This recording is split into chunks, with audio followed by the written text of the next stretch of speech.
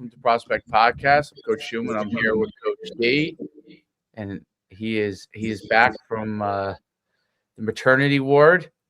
Woo! Yes, with a newborn.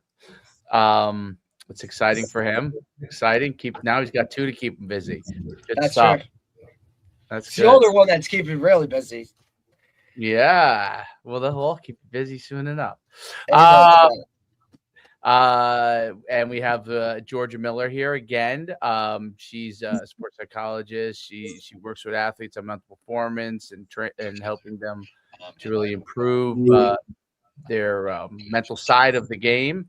And so we're excited to have her back, which we're hoping we can have her back at least every once in a while to talk some more stuff and stay updated on some of the latest things there. But if you could just a brief background, just so people have that background, and then we'll dive right back in there, Georgia.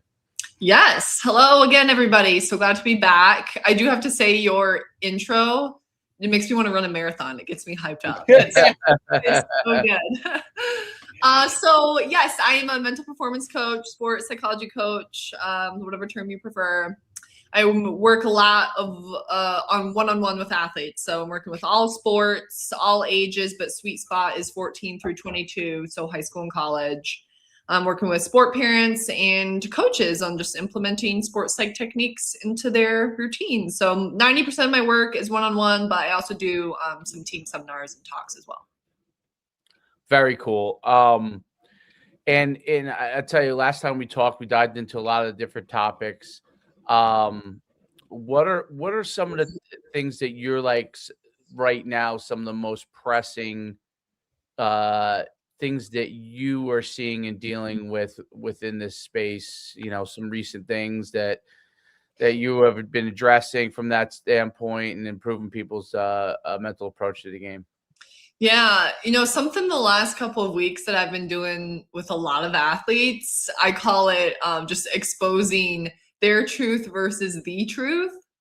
And so what I mean by that is athletes can come up with these very irrational, strict beliefs in their mind, right? Like, oh, if I make a mistake, then I am just an awful player. Or if coach yells at me, then I completely disappointed them. I let down the entire team. Mm-hmm. And I just, I have them write out, like, what do you believe about this? What are you saying is true? But then, like, let's look at the actual truth. Let's look at, like, facts of the matter. It's that coach yelled because he's probably just very invested. Doesn't necessarily mean they're mad at you. And it's probably just to help focus you a little bit. Right. Right. So I'm challenging them a lot on those that's been happening the last couple of weeks. Yeah. That was weird. Right? Yeah. Did we all just get moved around? Yeah. I don't see Derek anymore. Heck. Hey. That's so you never know what these. You never know what this. I'll go with this view. There we go. I think that's like a custom view we created. Oh, so well, remember the one? That's where the one, because I see that little bar or whatever that is in the middle. That, remember, I don't know. We had like 2 or 3 episodes ago. Like that wasn't. You weren't happy about that one. Right. So we went with this. Yeah, that's very good. Right, which I like better, right? It does. But I'm telling you, it just went crazy 2 seconds ago. So I think, man, technology. It never stays the same. That's one good thing about it, or bad thing. I don't know. It's really interesting that you bring that up, because I would argue that is the major symptom of the modern young athlete, is that the difficulty, because everything is taught to be positive, like all the time. Mm-hmm. And I don't know, I'm trying to figure out how to best put into words, but I'm just thinking about like stuff I see. They struggle with, a lot of the kids struggle with intensity directed towards them. I'm not going to say criticism, because sometimes it is criticism. Sometimes it's just correction. Right. Like, hey, think about this. Sometimes it's criticism. Sometimes it's motivational. So I would say that's why I use the word intensity. When a bar is raised towards them, like I mean, I get excited or Derek gets excited with a player. They read that as conflict. That's the best way I can put it. They don't. You could be saying, great job," and they might read that as conflict. I don't know any other way to put it, but it's because they're not around it enough, and they either are getting yelled at home, okay, and that is construed as constantly negative, which is how it is sometimes with parents, or they don't get yelled at enough at all. It's like there's no in between. There's no middle ground. There's no middle ground. There's not enough like back and forth on stuff.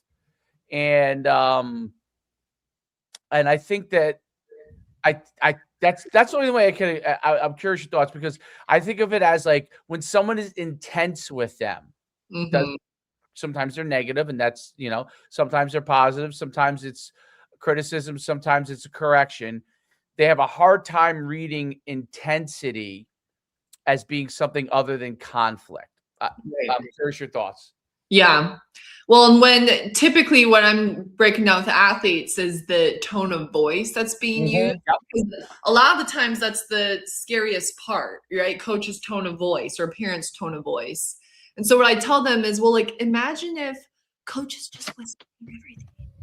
Like, it would not have the same effect if they're talking in this little whisper baby voice, right? Like, they have to get your attention somehow.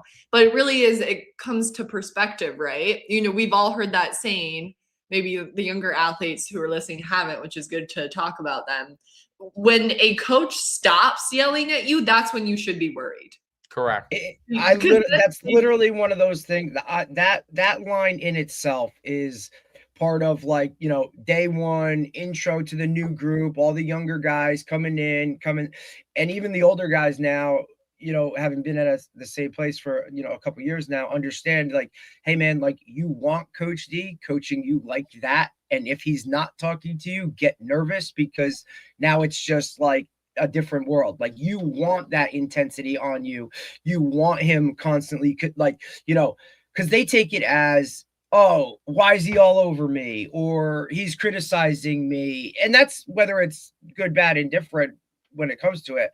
But that's one of those lines that it's like you start your meeting in the beginning of the season with that, right? So that they understand, okay, like, there's never going to be where he's not going to talk to me, right? Like, every time something happens, like, that's part of coaching, I think. And go ahead, continue, Judge. That's like literally like coaching 101. Start with that and have them understanding that, hey, I'm going to coach you on a like play-by-play basis, and it's going to feel like a lot. It's going to feel like it's overkill, or he's all over me. And it's, because that's how it is, right? He cares and he wants you to be better, right? And Correct. like, you're pushing them, right? And if athletes had that perspective of it, they probably wouldn't be overthinking it as much too. And what I tell athletes is that filter through the tone of voice, find the words, find the feedback, try to find one focus from it to keep you moving forward.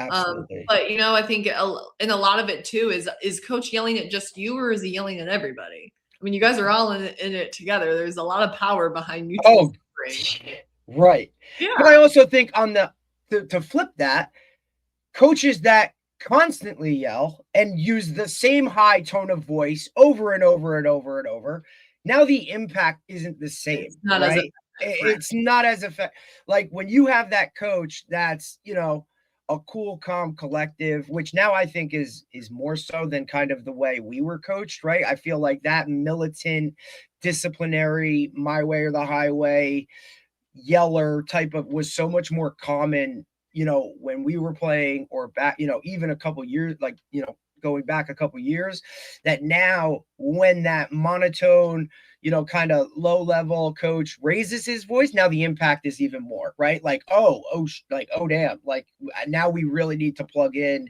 because like, he's upset, or this matters enough for him to raise his voice. Yes. You know? The trick with athletes is you need to make sure, well, what I'm working with them on is staying focused on what you want to do. Because a lot of times they get yelled at and they're like, oh, okay, I can't make any more mistakes because coach is mad. Not the point. You don't want coach to do that. So then they get in this avoidant mode. But again, we have to look at the purpose. No, why is coach yelling? To get your attention, to focus you, to move you forward on something better. Okay, I need to stay focused on making the play, on my hustle, not avoiding mistakes. Right. So they kind of get the wrong message there. And I think a big part of it is the wording coaches use. So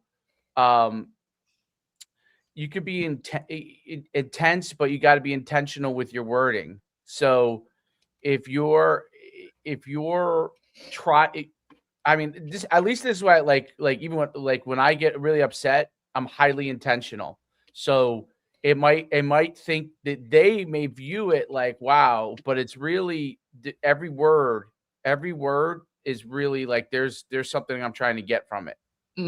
Okay. And because I know that there's going to be a response based off of what you're saying. Now, I think coaches have to be intentional with it in the sense that if they are utilizing their words that what you said, force athletes to think, I don't want to make a mistake, I think you run into an issue there. I think you run into an issue because the last thing I think the last thing you want athletes to do is to think don't. Like, do not. Like, if they think don't, when you tell them to don't do something, okay, you know, I don't know, whatever it is, right? Block this way. That's exactly like they make you tell them not to make that mistake. They're just going to avoid that completely again. And I think that if they do make a mistake and you say, hey, you know, I use basketball. That's a bad shot. That's not a good shot. You got to tell them what a better shot is. You got to tell them what a better shot is, because the only thing they hear otherwise is don't shoot. That's what they hear.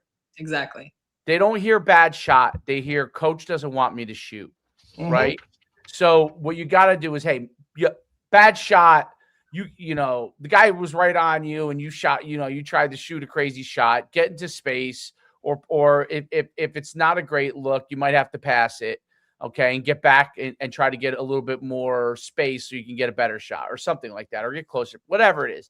Instruction is a key component to that. And fast instruction is a key component to it. Like, because basketball is a sport where it's hard to, like, you know, unless you sub them out and you talk to them, which a lot of coaches do. I think that's sometimes a good move, even if the kid doesn't like it or athlete doesn't like it. So you could talk to them for a second or two. But that's temperamental too, I feel like. Right. Yeah, agreed. You took me out because I missed. Right. Like, look, and we're notorious for doing it with football, right? Because, you know, a guy gets beat, right?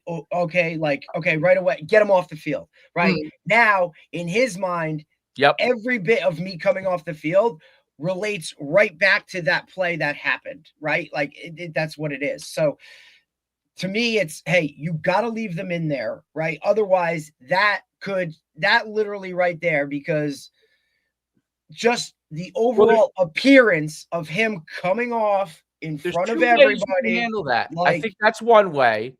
I think that's one way, is to leave him in there. It depends on what the issue is. And if it's repeated, if it's an issue that could be repeated over and over again without instruction, then you got to talk to them briefly and send them right back out. I need to talk to you quickly. Get this changed. Go back out. Absolutely. If it's a which for football allows that, because you have that pause between plays, whereas hoops, basketball, you're rocking and going. You could sub a guy for a minute or two, but I think that I think you're right. Like, I think that I think there's two ways to handle it, right? It depends on what the issue is. If the issue is he drops a pass, okay, keep him in there. Okay, more than likely he'll probably catch it. You say, hey, listen, you got to extend your hands, keep him in there. If the issue is, let's say you're an offensive lineman and he has an egregious penalty, like I don't know, he's pass blocking, his hands are way outside. you're trying to communicate to him, you can't communicate it to him, it could be repeated over and over again. You might just have to briefly sub him out, or when he comes off the field, if he does come off the field, then that's where you would engage with him on it when they switch possessions or something. But if there's a player that's on the field, like in high school, a lot of times they play both ways, good player, you may not get a chance. You may want to you might want to grab him at that time and be like, dude, you're playing with your hands way outside. You know, if you keep doing that, it's just gonna be over and over. You got to get your hands inside, because sometimes in football, when you yell across the field, they don't hear you. Yeah. And you're losing your mind because the thing happens 2 times in a row. Yeah. And I've seen that happen with offsides a lot, actually, in football. Like, a kid goes offsides, everyone yells at him, literally yells at him on the team, like the team, or they're annoyed with him, and he feels everyone annoyed with him. And then they gets back in there 2 or 3 plays later, he jumps off sides again. And you're just like, oh my God. Like, you may not have to take him out, but you may just want to bring him, walk him to you, be like, yo, chill out. Just listen for whatever your instructions are. Because I think that there are times like a drop ball is a great example of you just leave them in, to me. Like, because they're probably going to fix that on their own. They already know they dropped it. They know what they did wrong. Absolutely. Wrong. You screaming catch the ball doesn't help. It does not help them, right? You're like, better off, right. Everybody in the stadium saw them drop the ball, and they know, oh, he should have caught that. Like, you don't need to double down on what the kid is already beating himself up about, right? Like, to me, that's just like, it's 101. But the actual instruction part of it, right, still, especially on game day, when you want that positive flow to stay and you want them to be in that positive mindset, even the correction or the whatever that needs to be done in the most positive of way. Hey man, don't worry about it. We're good. Let's move on. Next play. Like, you got this. I've seen you do this at that. Like, you know what I mean? Whatever that is, to me, hammering a guy or crushing a guy or something like that. Now, you can be fired up about it, but to me, like, you need to, it has to stay positive, just because they're always in that, like, that's where you want them in that state. You have to move on to the next play, right? Yeah. Right. And especially in football, where there's that pause from play to play. There's time to think. Like, exactly. Yeah. Basketball for the most part, like, hey, I throw the ball to the other team, like, oh hell, I got to get back on defense. Like, you're almost not even thinking about it until, like, like the fast flow of it changes things. Yeah. How do you see? Is that something that you see, Georgia, when you're talking from athlete to athlete, sport to sport, that dwelling on the negativity, from football, where there is that pause and that time to reflect and think more, or baseball, where you're literally thinking the entire game and it's constant, like, mental thing of oh, I struck out. Like, you could hold on to that forever, because you may be sitting on the bench until you have to go out and do something else. Like, do you see that sport to sport, the differentiation? Yeah. So, like, we got football, tennis, volleyball, golf, baseball, softball. Those are big ones. And so when I'm working with athletes on, there's a precious, like, 10 to 15 seconds in between plays, right? That you can use that time to move yourself forward or to sit and dwell. And a lot of athletes, I see them get caught up in this why trap. They're asking themselves, why did I do that? Why did that happen? In the middle of a game, you don't need to be asking why. It doesn't matter why you did that. What matters is moving on to the next play.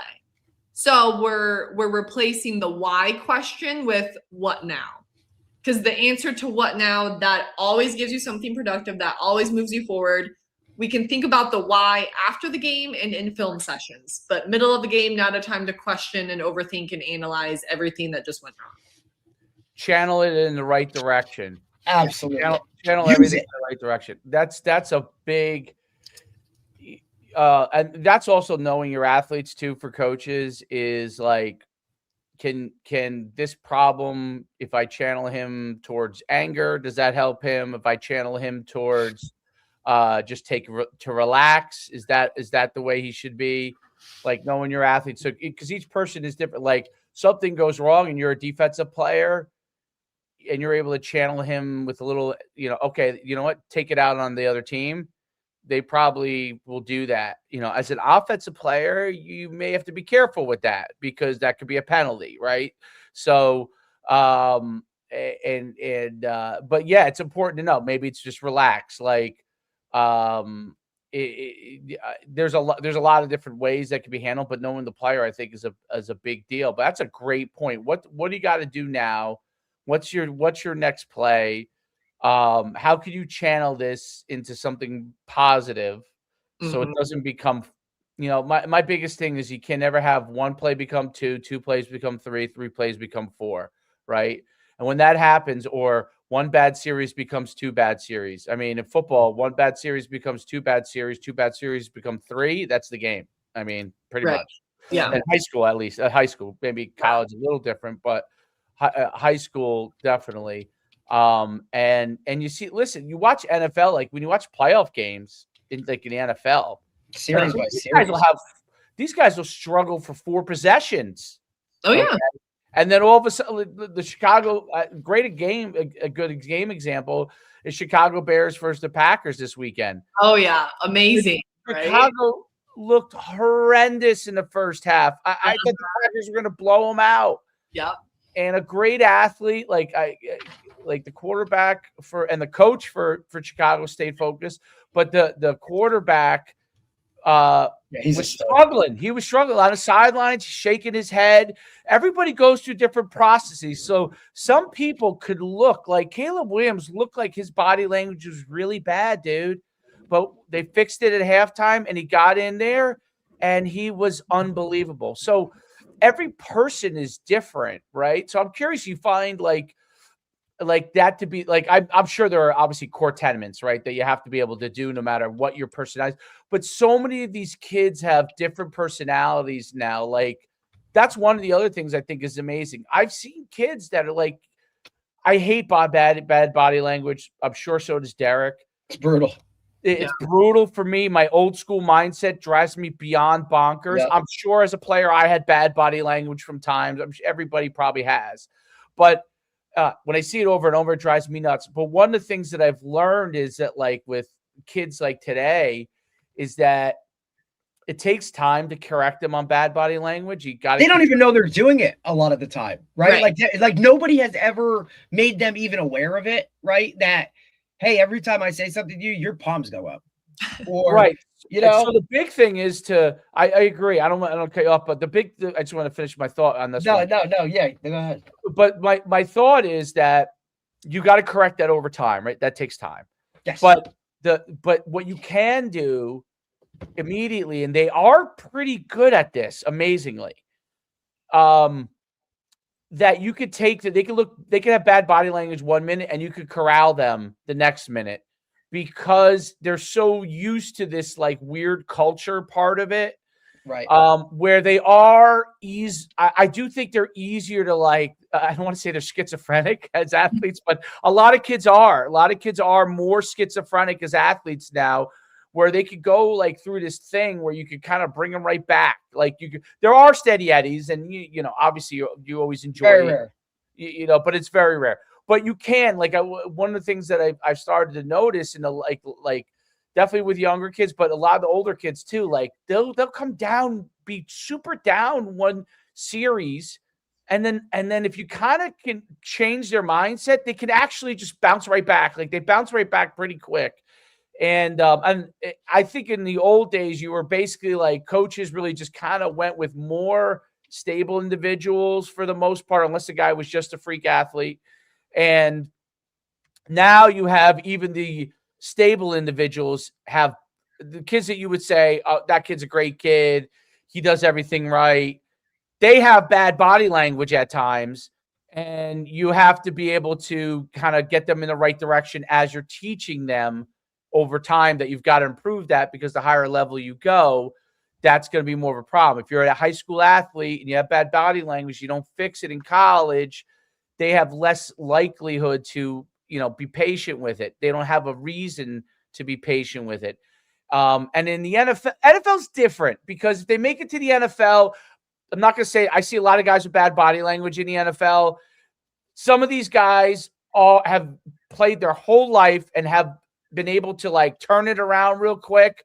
And like, it doesn't mean exactly what you want it to mean. Not that you don't want good body language, but I We're want just able to overcome that. Yeah, the pro guys you got to kind of put into a different bucket because whatever their minds, they all go through mental struggles, but their minds are definitely better than more of the athletes that you get in college and high school, where they either bucket it, like they bucket this, like this is just they're an idiot, and they bucket it, and then they're back, like, you know, until it becomes too much for an NFL team. I mean, Anthony Brown, until he became too much. Yeah, but those are guys that like might actually have like something off chemically for granted. Like, you know what I mean? Yeah, Like, but we're literally talking about that. Plus, they're I feel so like high level, you know what I mean? And Georgia, you can attest to this because the age group that you work with, you know what I mean? Like, that's where, I mean, there's just so much other shit going on, right?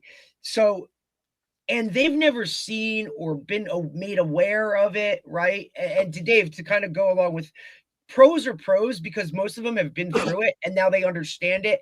They have some of these tools to whatever. Rarely will you get a guy. I mean, just think about the NFL draft process in itself. I mean, if they're not looking at a psych test, I mean, they got to take a Wonderlic test. I mean, there's so much stuff done on who they are, what they are, how they react to. I mean, you're talking about NFL GMs that go back and scouting departments that go back all the way and interview their high school coaches, their middle school coaches, right? So because they're getting, you know, you're investing millions and millions of dollars. So the pros are in their own world. Yes, great. The high school athlete, the middle school athlete of like their biggest gripe or their biggest issues are my coaches are coaching me this way, my parents are telling me this, like, and then I'm thinking this, and I have no idea how to I don't even know what we're talking about, right? Mm-hmm. So I think just the making them aware of these certain things, right? Like giving them skills of just, hey, you're feeling like this because of this, or hey, circle, like here's 100 words that are feelings. Tell me what some of these that you think you felt, right? And okay, you felt that. Why did you feel that? Well, my coach raised his voice. Okay, well, here's the, you know what I mean? Just to make them aware of these skills, which we just kind of go through this process of, hey, I got, you know, these are my athletes. These are this. Like, you have no idea where they're at. And it could be you could have the same kids on the same team that some really understand their self-awareness and are very like, hey, I'm emotional right now. This is why I'm sweating more. My heart is racing. Like, you know what I mean? Like, and this is racing to reset. Like they have a process. Absolutely. Right. And those are your probably your better athletes. And that's what separates the pros, right? You see them react, but then they have a process to let it go and move on. Right. Or you see them not react, right? Yes. They all know how to let go of mistakes. I mean, you look at TV always shows the quarterbacks, right? They just threw a pick. They're like, but then they're okay on the sideline looking at film. All right. And then they're like on to the next play. Or you see the guy that comes off, right? A quarterback that throws the pick, gets extremely emotional, loses his mind, spikes his what, like we've seen Tom Brady spike that tablet and then the next series go out and throw. So everybody has their own process. And I think just making guys aware that your process might be different than this guy's process. Helping them find that process, right? And you're saying like with the body language, right? This usually helps athletes fix it right away. When they know or realize how that's impacting their opponent, they're usually very quick to change it. Because you see, let's say if we're playing football and you see some guy on the field just absolutely losing his mind, that automatically gives you more confidence because you're like, oh, he's in his head. I got this. Exactly. Right? Like, especially with like golf or tennis, right? Like see kids throwing their rackets. They're like, oh, I got this. Like, it just, you're handing free confidence over to your opponent. Like knock that off. You're like literally just putting them on a pedestal. If you can just figure out how to stay like poker face, just not show your emotions. You don't have to be happy and smiling all the time. That's unrealistic. And with the impact of how all of these guys want to be perceived a certain way or looked at a certain way, right? With their social media, or God forbid, one of these videos gets out of one of these guys and it's posted about them losing their mind or them looking a certain way. Like, watch that behavior change. Watch how fast that changes, right? I mean, we talk about record, rank, publish all the time when it comes to just listing things or putting numbers on so it's visual for kids to see it, like say with weight room numbers or, you know, 40 times or whatever. Everybody's trying to fit in. And if you're known as the kid that every time something bad goes on, like you're a baby about it, or you cry about it, or you're overly emotional because you don't know how to handle that, like now your teammates, the older you get, start to see that. And they start to now, okay, well, I'm not picking this kid on our team, right? Because this is what's going to happen. Or, hey, every time coach gives him some constructive criticism, like, or coaches him up, like, we lose him for the rest of the game. Or, Right. you know, it starts to snowball where I think now if they're aware of that, that changes. Oh, yeah. You know? Yeah, for sure. I think that that's a very important thing is that they develop their own process. I think players that are able to stay poker face is really good. There are some. I think it also has to be their personality. Like, yeah, can you teach that, Dave? Do you think is that something that's innate? Or I think it's innate. I think some of that's innate. I agree. I say that, and that's why I say that, because if a kid is not, like, I'm just thinking of like quarterbacks I've had.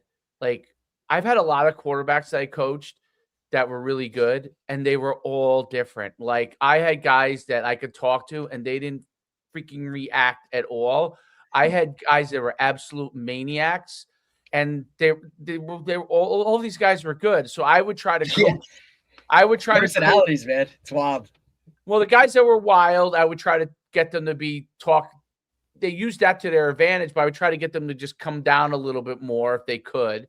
Guys that were completely poker face, which would work to their advantage in a lot of ways. There would be times where I'll be like, I mean, are you excited at all? Yeah, you gotta like shake them and be like, buddy, do you have a pulse right now? Like, come on, dude.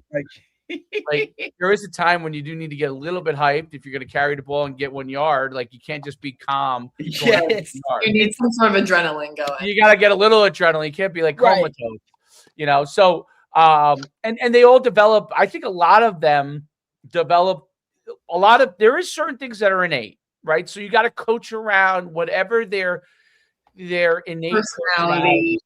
Right. Yes. Yeah. That's the hardest part for coaching. And that's the hardest part probably for sports psychologists, is to understand that person's personality and they're good, they're bad, and they're ugly, because everybody has it.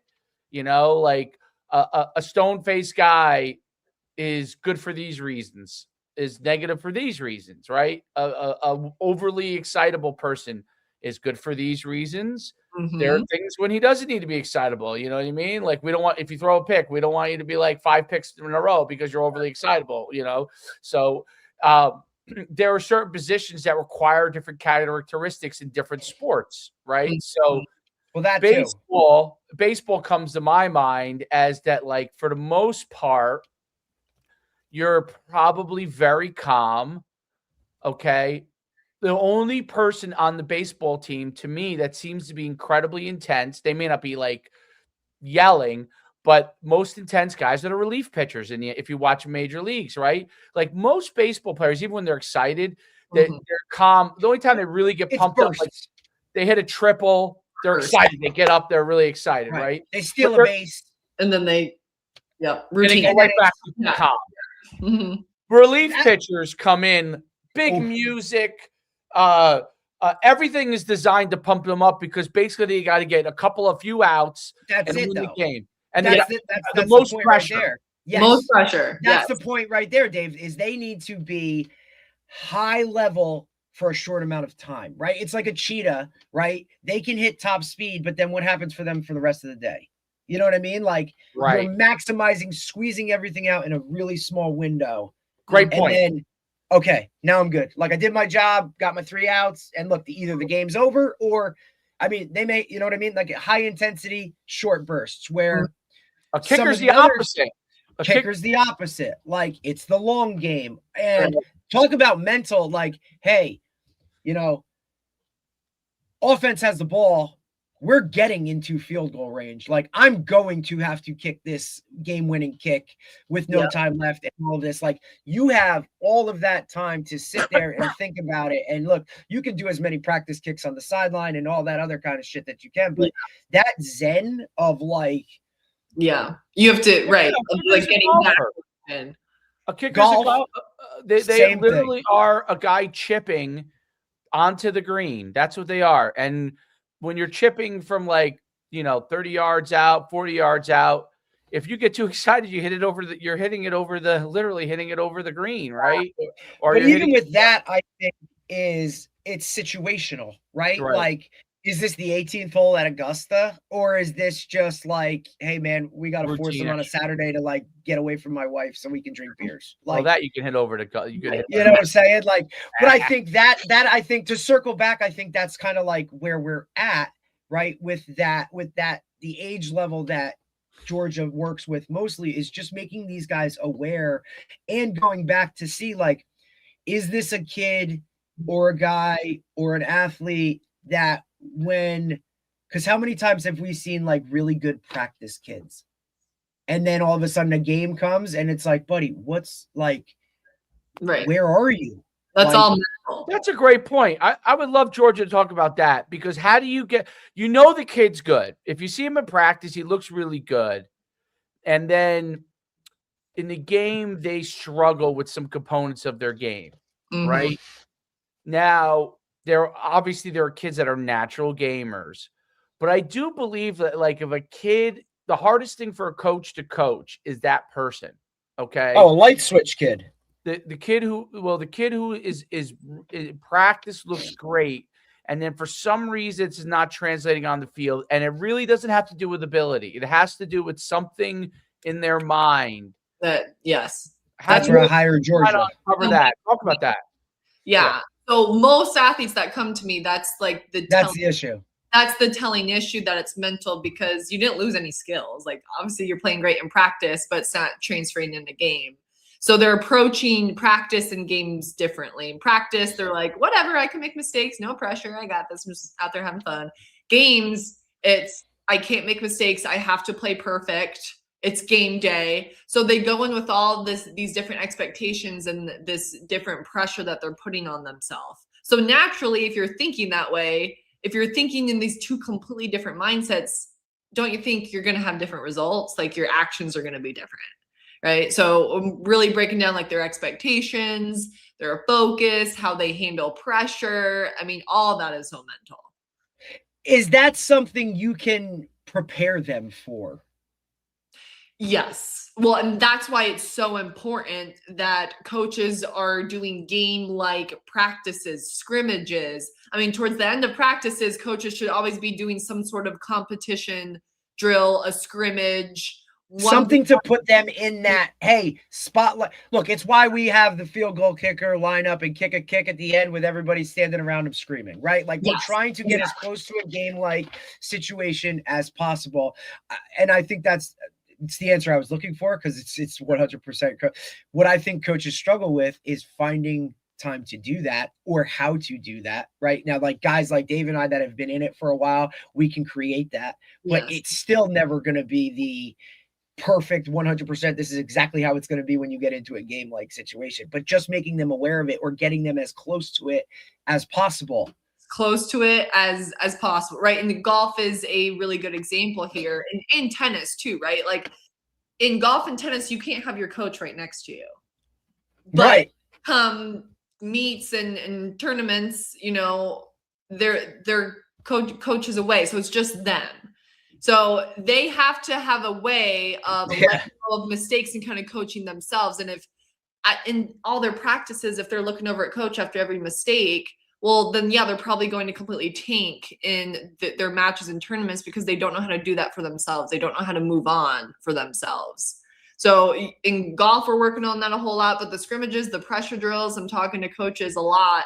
Make sure you're trying to simulate some sort of pressure for them, and explain why. Okay, this is why we're doing this. So come game time, when you see this, you're a little bit more prepared for it.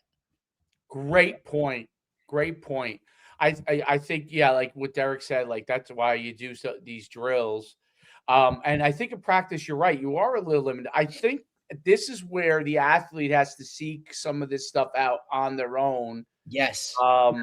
And this is where the culture of training is a negative. Okay. Right. So when they go to my son's a quarterback, goes to a quarterback coach, or kid goes to is a receiver and he goes to a receiver coach, and they do these drills and they look phenomenal, and they catch every ball, every ball, right? It could be anything, right? I mean, it could be it's like you said, it could be a golfer, right? He's with his golf coach, and you're like, this guy looks phenomenal. I don't got to do anything with them. And what the trainer misses is the pressure point, right? Yes. So they forget to put it, and it's really not their job, I guess, as the trainer, because they're really a skills coach. That's what trainers to me are, just a skills coach. They're not. They're a lot. They separate themselves, Dave, is they put both. If they hit both of those things. Yes, if they can hit both, they're a coach. But really, now you're like, buddy, I'll pay you a little extra, right? Yes, because you put them in tougher situations, and then the good thing about it is when you are with them 1-on-1 or 5-on-1 or whatever it is, you could explain it after they make a mistake or whatever. But you got to put them in those situations. I think that's part of when I see like I'm on this rabbit hole with like. Yeah, your algorithm's screwed right now, buddy. Like with football trainers and basketball trainers, and I got all these great guys, and guys who hate them, by the way, too. So I get I get all these guys in my algorithm. It's crazy. It's just wasting my life probably. But but what is very interesting about it is like my favorite guy I don't know why he's coming in my algorithm all the time. This guy who was like a really good basketball coach, and now I don't know if he's still a coach or a trainer. I don't know what he is, but he's very old school in certain things, and he's trying to basically like tell athletes that it's like you got to compete. Like his whole thing is like you got to go out and play like 5v5 pickup and know what it feels like when the other team scores 11 and you're off and you got to sit now for a half hour because your team lost. And you got to know what it's like when someone doesn't want to pick you up because you ain't good enough. Like you need to know what those things feel like, right? Because a lot of the, he calls them cone babies. Like you put the cones out and they look great. And there's a balance to it too, because too many games doesn't give them a chance to correct some of their mistakes too, right? So I think what Derek says is really important is that training, but then put them in a pressure situation. Like, the things that we used to do as kids, like I used to play football by myself because there wasn't any kids around my age a lot of times. And same thing. And I would throw, I kid you not, people in the neighborhood must have thought I was a whack job. I would throw the ball to myself. I tiptoe down the sidelines. I'd be like 5, 4, 3, 2, 1. I jump over. I love the fall because I would take the leaves and I would leap over the top. I love the snow even more because I would make a pile. I'd leap over the top. I had my bed before I'd go over at night. People were like, oh, how did you get a pretty good jumping ability? My bed, I would pick all the pillows. I would stack them and I would see if I could leap over the top. Like when I was young, Herschel Walker, that was a big thing in like the 80s and when I was a kid. And these guys would jump over the top. Oh, yeah. Well, I didn't have anybody to train me. I would jump in my bedroom over the top all the time. I mean, I would do it, I would say hundreds of times. I probably used it in my career 5 times. 5. I would say 5 times. In 8th grade, twice. I leaped over the top twice. Because the coach is like, we need to get in. This team's better than us. I'm like, I could just jump over the top. Yeah. They're like, what? I'm like, I practice it all the time. And then I literally did the Herschel Walker, leap over the top, get in there, right? But that's what it is. They lose the art of those simulations of a game, like 5, 4, 3, 2, 1 catch. You drop. There's many times you drop it when you're practicing on your own. Mm-hmm. And that's where there's the least amount of pressure, right? And you're just kind of out there doing your own thing. You look around, nobody's looking at you. I mean, maybe now everybody's having everything videoed and filmed and put on social media because it's just the world we're living in. But like, you know what I mean? Like I you think could that do makes that if you wanted to. It's like, you know what I mean? Like the whole AI and all of this, like the just social media, even parents, right?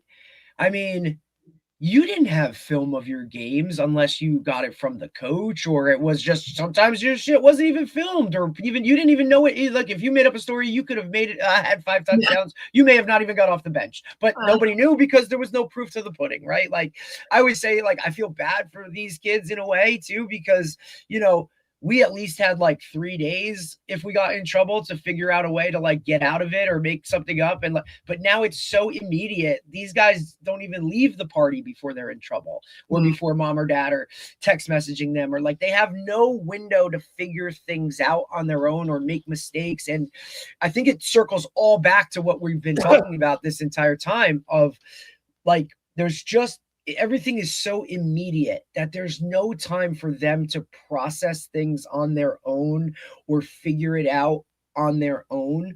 They've been made so aware of certain things at such a younger age now, where their brain isn't even fully formed to kind of understand what's going on with them.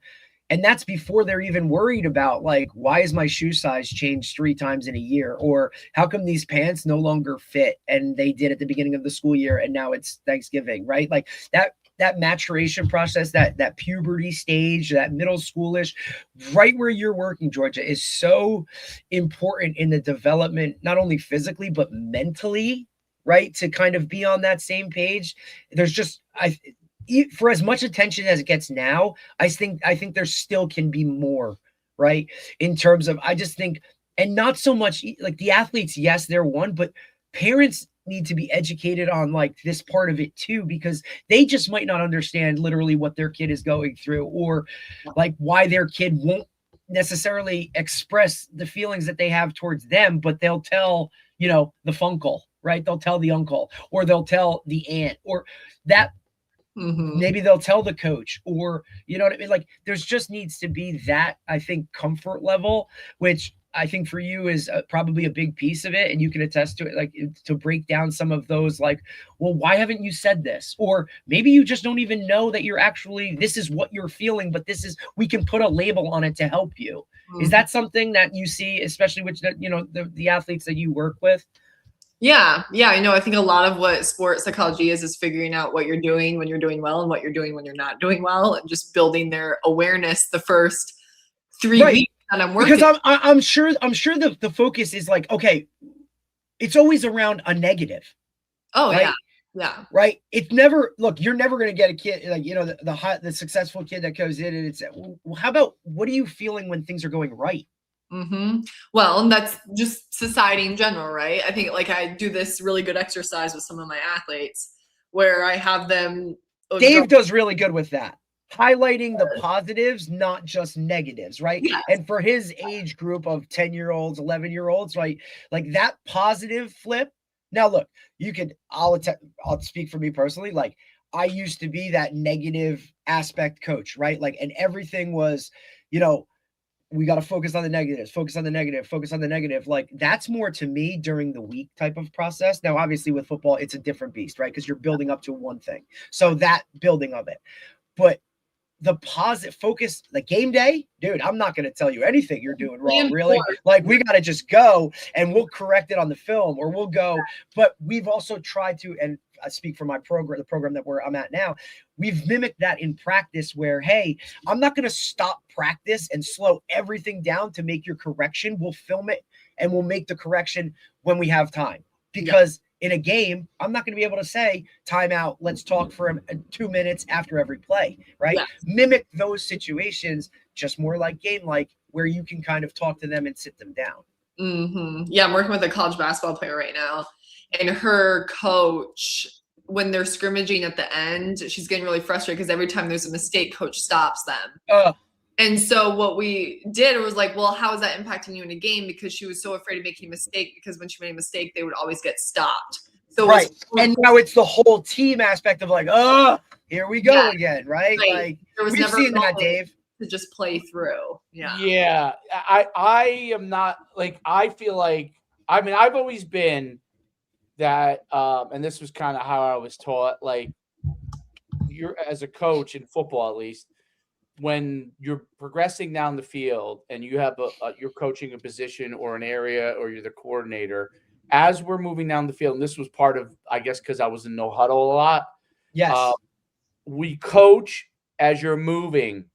So you're instructing you, if you have to walk behind him to say something to him, you say it to him, and then we're getting right back on the line and we're snapping it. So you got this like 20-second window as we're communicating the play to go and get your coaching points in right away. And you don't want to stop, like only stopping it if there's really something that cannot be corrected quickly. Right. For whatever reason, but it kills the flow of athletes playing. Okay. Now, when teams that huddle are a little different in football, because they may somehow magically they have more time on the clock. I never understood this. Derek, you could explain this better to me. How come the teams that huddle get a minute and a half to run a play, and the teams that huddle have the regular 40 seconds? They're constantly, you're looking at the back end, and the guy's counting down and doing all this. I'll never understand it either. I'll never understand that. It's because the referees love when guys go slow because they don't have to move as fast. They don't even. I don't think they wind the clock until they actually. Dave, think about how many guys we used to have that would set the ball with their foot because they just couldn't bend over for referee status. But look, I give those guys. When I was a young coach, hardest to job in the world. I get it. You know what I mean? Like referees about that. Listen, talk about mental. Why don't you wind the clock? Why do you wait to wind the clock until they're in the huddle, sitting there, which took 20 seconds? Georgia, you can make more money off of having referees come in and talk about it. You know, I have worked with refs, and it's very interesting. They get very in their heads because they have 50,000 people yelling at them and coaches at them, and then they hesitate on pulling flags. Do they? Really? There you go, Dave. Dave. It's a big thing. I've worked with a handful of them. Mm-hmm. Well, that's why coaches, I think sometimes, like when I see in college and the pros, when you see coaches get angry or do things, I think sometimes it's staged because they're looking for a call down the line. Oh, yeah. They're not going to get it. Yeah. You're not going to get it initially, or you're not going to get that guy to change it. But now you're in his head so much that he's going to feel a certain type of way of like, shit, I called that pass interference. Like, I'm not calling the next one because. Right. Well, and so just like we're talking about how athletes have to have a process to let go of mistakes, refs also need to have a process. Right. Mistakes. And they have graders. So after every game, they're getting like, it's the same as like, and look, they're sitting down watching film too. Like there's somebody telling them like, look, man, you did good or you did not do good, or we need to change this. And like for some of them, that's their job. I don't believe that to be true at all. I think that's bullshit. I think that as soon as you say, so-and-so messed it up, I think the head referee calls him up and it's like, Schumann called me and said that you screwed up this and this. I watched the film. Who cares what he thinks? Go to next week. That's what I think. That's my opinion, and I am sticking to it. And the other thing that I will stick to 100% because I saw it happen with my own teams. When your team is not good, you never get a call. When your team is good, you get calls you should never get. Because I've been on both sides of it. So I can tell you, I'd be like, man, I got that. Like when I was bad, I'm like, man, they would call these things on me all the time. And then when I was good, I was like, all of a sudden I was treated differently. Oh, you guys are having a great season. Wait a minute. So I'm like, referees are a whole different episode for me. Not that they're not good guys, okay? But they're human beings. They are influenced by things that are going on around them. That goes all the way up to the NFL, who are obviously, or NBA or whatever, even though those guys are very well trained. They're very well trained, so they're going to be much better than everybody else. But you can't tell me that high school referees who are not trained at all at the higher, like at a real level. Like I know they tell me they're trained, and then I watch them make a call, and I'm like, you're clearly not trained, and you clearly never played the sport, and you clearly have no idea what's going on. But there are guys that are great too, So it runs the gamut. Actually, I like the thing that the guy we had on does because he's trained those guys. Yeah, he's doing really good. Yeah. He does that. Mike D, the referee, right? So he does like he runs like I think it's what's the name of his podcast? He has a Whistle podcast, Talk. Inside the Whistle. Oh, Whistle Talk, yeah, where he brings on referees and they'll talk about situations, or just like the pressure of making the call, like has the whole runs the whole gamut when it comes to the referee world, or what I mean. I love that stuff. I think it's so pivotal, because I mean they're the ones that that could be God knows what. I think they more need to do that stuff, because it trains them.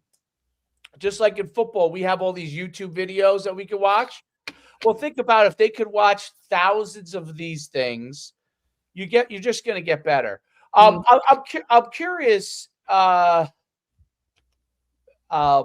with athletes and the practice thing.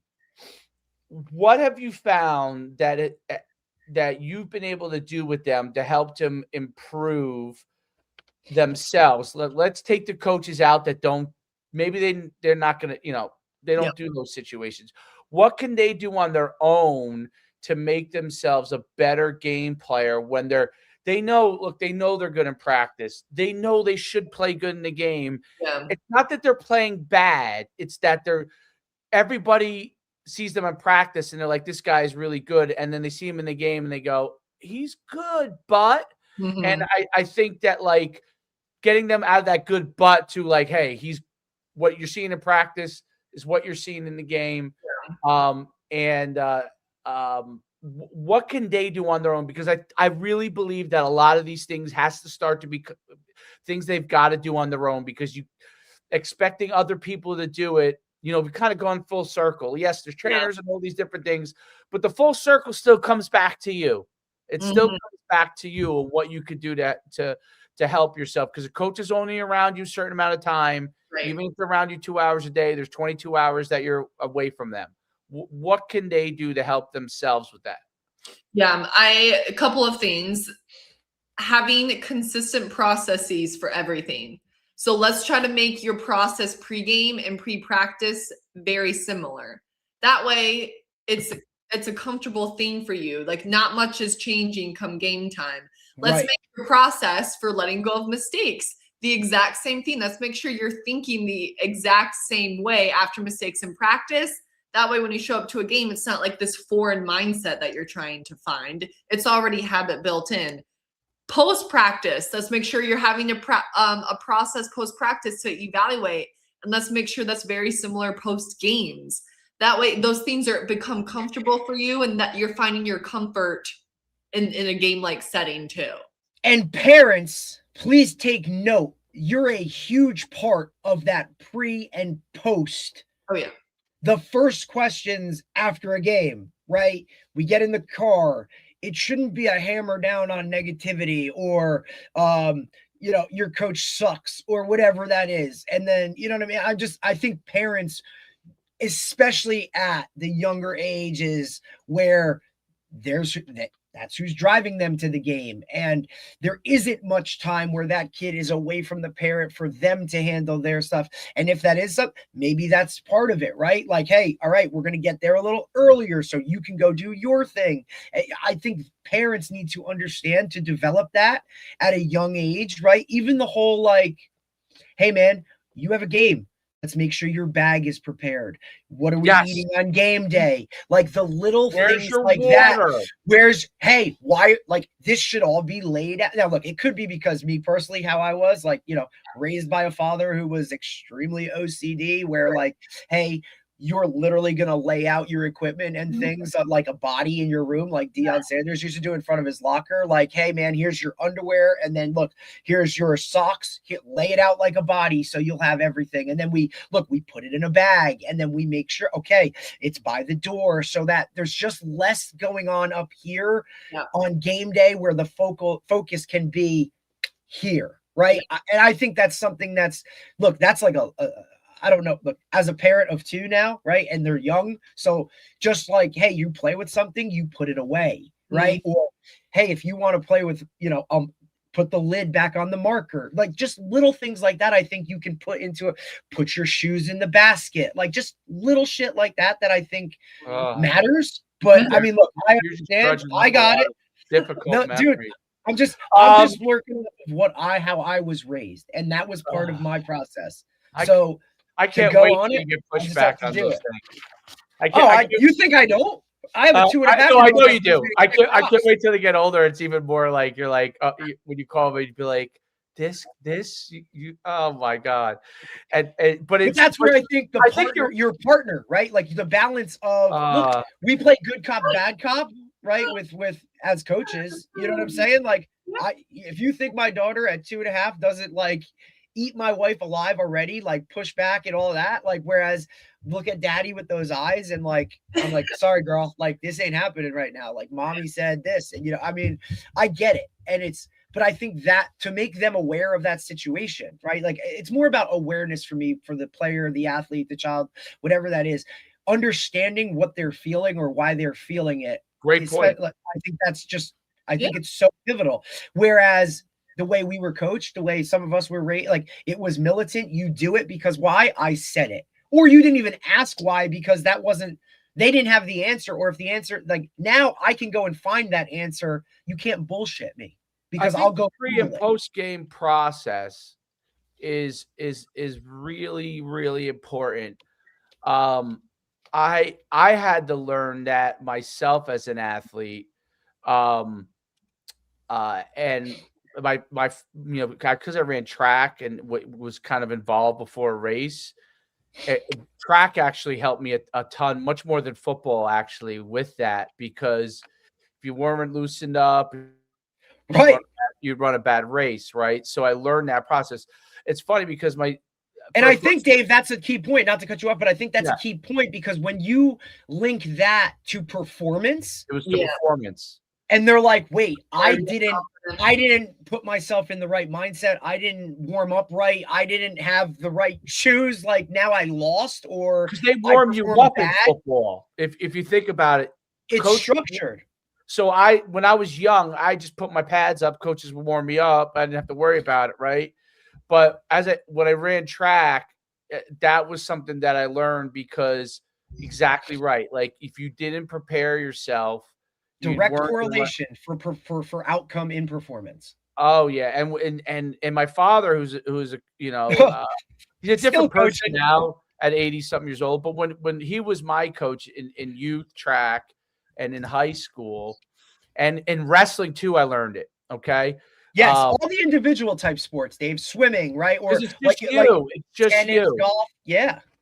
So what his thing? So his thing with our track team was that we were going to be the first team at every meet, like in high school and in youth, right? We would be the first team there. Like we would be there, like no one was there. Yeah. And that was his whole thing, was like to be there huge. Before. And by the way, he's a person outside of sports is late to everything. So which is hilarious. It's hilarious because there is nothing he makes it to on time. He's on your day. Look, he's got his own time. Like, look, I have a cousin that's the same way. We call it Ralphie time, right? Like he's on it. Like if you say 4, you'll see him at 5. Oh, he's not like, coming. You 100% know what it is, which is so funny. Sports, it's completely different. But I learned that my son asked me literally this week for the first time. He was asking me, because I was just kind of casually telling him that like before a game in college, I would nap for like 40 minutes and all the linebackers, when I was a running back, I thought they were crazy. Like those guys didn't nap. They didn't do any of those things. But when the linebackers were all the same. We all were the same. We all would nap. We would come in, we would put our crap down, and we would take a nap, like right after. Like that was I guess that was kind of how those guys calmed themselves. But I was a lot like them. I did the same thing. So he was like, "Why do you do that? Why did you come in so early to nap?" And I started going into. He's like, "What did you do before a game?" And I'm like, "Well, I would like if our game was at 1." And let's say we had breakfast, whatever time it was in college. I can't even remember now. But let's say it was 8. We had breakfast, or 7 or whatever it was. I said I would come down. If I knew that we were going to go out to warm up at 12 o'clock, I had to be there for myself a minimum of an hour and a half to 2 hours before we were going to go out in the field. Because usually you'd have meetings at some point and stuff like that. But I needed all that time for my nap, for my process, for my stretch. I used to stretch for a half hour. You know, he's like, did you put your pads on before you went to the coaches meeting? I was like, I did not. I just had my lowers and my stuff. So You had your process. I like to just, we get out of our meeting. Usually we get out of our meeting, you have 5 minutes to kind of use the bathroom and you'd be out in the field. I like to just get my stuff right out of the meeting, go to the bathroom real quick, pads on, go. Yeah. But other guys sat in the meeting with pads on. Like, that's who they were. Like he's like, they did? I said, yeah, that like they would have to tell guys. There were some guys that were lunatics. They would have to tell guys, you cannot bring your helmet into the meeting. Take your helmet off. Yeah.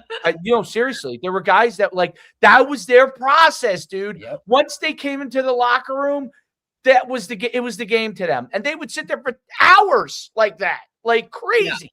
Yeah. But everybody has a process. Whatever their process was, I always thought they were lunatics, but whatever their process was, I saw guys that would tape their pads up, and that was their process, you know. I had a way, my whole process was everything to help me perform, which I learned from track and wrestling. Like I used to love it when wrestlers, when I was a young kid, I didn't wrestle past 8th grade, but I was a great wrestler. And I tell this Derek all the time, the sport I was best at was wrestling. I did it so long that by the time I got to after 8th grade, I was just done with it mentally. But I had a process, like literally, I would tell my father, okay, an hour before my match, you come get me and just wake me up. And I would just nap all day in between. I did not do nothing. There were kids who would be running around. I would see a kid running around. I'm like, I hope I wrestle him. I'm going to pin him. Yeah. That was my mindset. I'm like, every kid that wastes energy, I'm going to pin. I was like that at like very young age. I don't know why, but I was like that at maybe my father was, you know, he's a coach. He probably drilled it into me. But then I would have, when I would get within 30 minutes of my match, I would warm up, and I had a whole thing I would do, and I would come out, and I could tell you, I had 95% of them beat before they got into the mat, because I was warming up in the area that I was going to wrestle against them way before they were. Way before they were. And I was watching everything they did. I would watch dudes. I mean, that was all part of my thing. I taught my brother to do it because my brother was really a runner, and he was a great wrestler too. But he hated wrestling. He did it only because his brother did it. But he was great, and he would be, when he was young, I said, you do this, you'll win most of your matches before you even step onto the wrestling mat, because all these kids are going to be intimidated because you look like you are an animal. You're doing push-ups, you're doing jumping jacks, you're doing your takedowns, and you're simulating it on air. You look like a psychopath to them. Okay. But if you watch the elite wrestlers now, they all do that. Every one of them do it because, and the guy they're going against does it, right? Because they're all been trained that way. But that was what those individual sports taught me. Track taught me that. Wrestling taught me that, because every time you didn't do that, you were not ready. And you could beat most of the people from that process.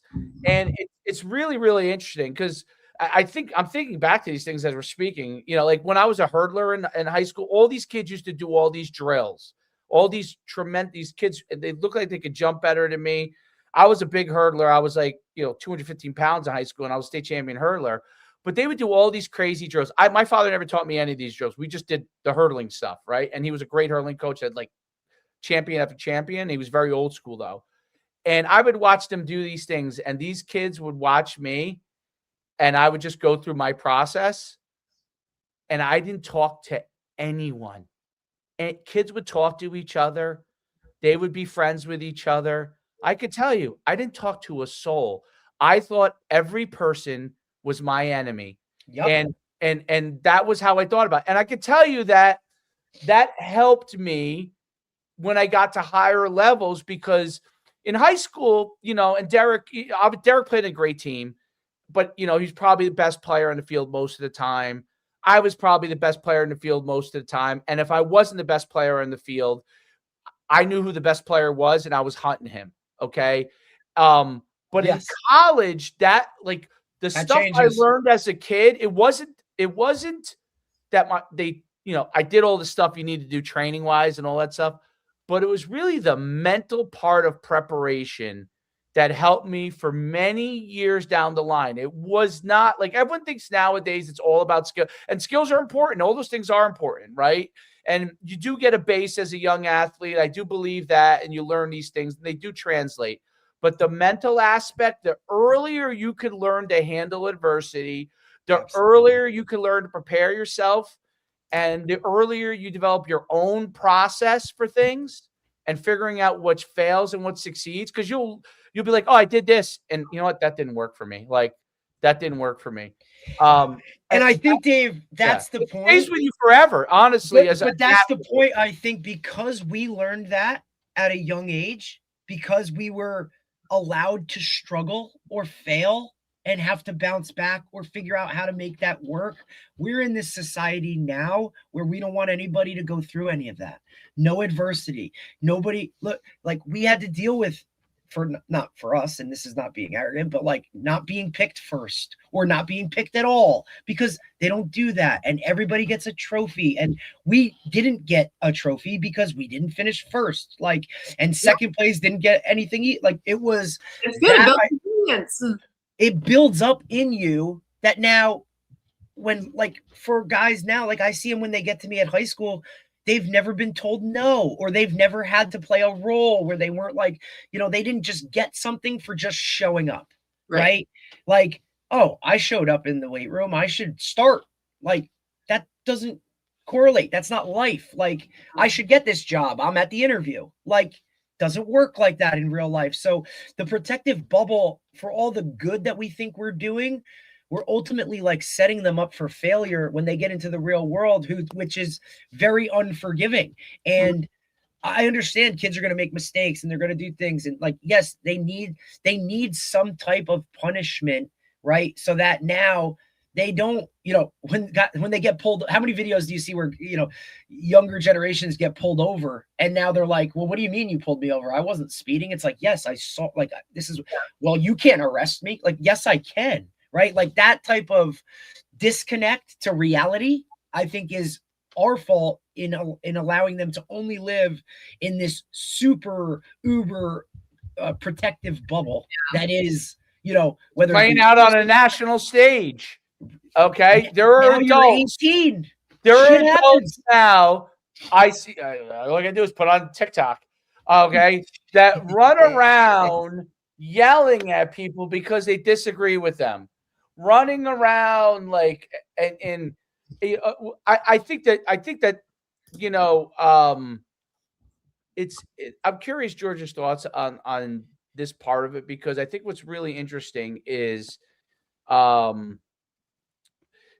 mental aspect of overcoming losing. So most of these, when they're young, okay, and a lot of good athletes go through this today. They're all on teams when they're put together with other good athletes, and they very rarely lose. Okay, almost never in some cases, because they're put together handpicked wise, and they're better athletes to begin with. They haven't had to develop a process, and they're with other good athletes, and they keep winning. Now, there's a thing to be said about obviously being around other good athletes. That's absolutely beneficial, as long as they all have the right process. But there's also something to be said. I always used to say this. The quarterbacks that I always would be most concerned about playing in college, when I was always evaluating all these players, was quarterbacks whose teams won every game and won the state championship and won by like 20 points all the time. Because I don't know how they would handle when they have a guy in their face, right? Yeah. Because I always worried about it. And even when they were 4 or 5-star quarterbacks, I'd be like, I would have to really see a lot more on them, because they didn't struggle in high school. Now, a quarterback that took his team to the state championship, where he was the driver behind that, that's a different cat. It's why I love the Homedale guy, Derek. Yeah. Okay. He literally is the driver for that team becoming the way they are. Not that they don't have good players. They do. Obviously, they played together, but he's the driver behind that, okay? Versus I walk into a team that's already great, and I'm the quarterback of that team, and I have zero adversity. I've never been sacked. No one gets near to me. I have 5 yards to run before anyone hits me. I don't think they know how to. I worry about those guys, right? Yes. That was why I thought maybe Caleb Williams could be a good quarterback, because even though he played on some really good teams, I don't know why, but they never protected him. You know, yeah. He was prepared to, right? Like take a he hit, was prepared. pocket, yeah, because he's been through it. Or look, we're always going to Georgia, and I think for the mental aspect, I'm curious to see, like, working with multi-sport athletes, because for as much individual sports deal with certain mental things, like across the board, just being a general competitor in sports in itself is a learning experience of whatever you're dealing with, certain emotions. It's just across the board, right? For sport, every. How do you kind of, like, a football guy who's the starting quarterback might be the seventh man on a basketball team? Love it. Right? Better. So you're the star here, but now you're a role guy here. That's very difficult for adults to handle, let alone a high school athlete where you're only going to play 2 sports. Maybe, you only have 4 years of high school sports in general before, you're playing in the Sunday morning beer league for softball, or, the whatever, the men's pickup league at the Y, right? Like, these times, by the time you figure it out, you're like, oh my God, I only have 10 games left my senior year. Right? Yeah. Does playing multiple sports, I guess is my question, does that accelerate the understanding process when it comes to mental, because you're in those different roles? Because to me, like, personally, I'll take, and it's only been kind of highlighted by college coaches coming in, and the first question, and they're asking, what other sports does he play? Or what other sports does she do? Right? Because they want to see that. How do they fit into a role in a different situation? Not the sport. That has nothing to do with, physical, whatever stuff. It's all about that mental of, can you go from the starting quarterback or whatever you are to a role person, or coming off the bench, or maybe you're not the best player on your team. It's very important. That's what I'm telling a lot of parents, is make sure you're putting your kids on a team where that is their jam, but they're also on a team where, again, like you're saying, Derek, they're just a role player, because it's teaching them humility, how to work for something, how to lose, how to not be the best one, how to put your team first. Is teaching them all those things. And kind of going back to what you were talking about, Dave, when I'm working with athletes in the recruiting process, they get all nervous and worried about coaches coming to watch them. And I always reassure them, like, just so you know, coaches actually like to see you make mistakes and mess up, because they want to see how you're responding to that. Absolutely. If you have a perfect game, they know that's not going to happen every single week. That's highly unlikely. They want to see, like, your mental aspect. And if they can recruit a kid who, one, has good abilities, but also knows how to reset and has good mental composure, you're going to beat out the other kid every single day of the week. And again, for parents who are listening here, I warn you, do not get so caught up in the stress of specializing at such a young age. Like, there's going to be all these parents and all these teams wanting you to put your kid in this expensive travel team at the age of 10. They don't need it. Wait longer. Keep them in 2 sports. They will not fall behind, I promise. So stick to your guns and don't fall for the AAU sports, for the AAU youth sports, is what I'll say. I would say, and I agree with that 100%. Unless they're like, what would you say if someone's a tennis player or a golfer, though? Like, what about those kind of kids? Yeah. Like those harder courses. I mean, we don't ever address that a lot, but I'm assuming that these golfers and tennis players and gymnasts are probably is that a mistake for those athletes to specialize that early? I think having them in team sports is very important at that young age. Like, have them. If they're going to do that, they should play. Okay. A team sport. Yes. I work with I have a couple 10-year-olds on my caseload, and I only take the 10-year-olds on if they're mature, but they're like little phenoms, right? There are 10-year-olds that are mature. Oh God, I got to beat those kids. Yeah. I got to beat them. I'd like to know them.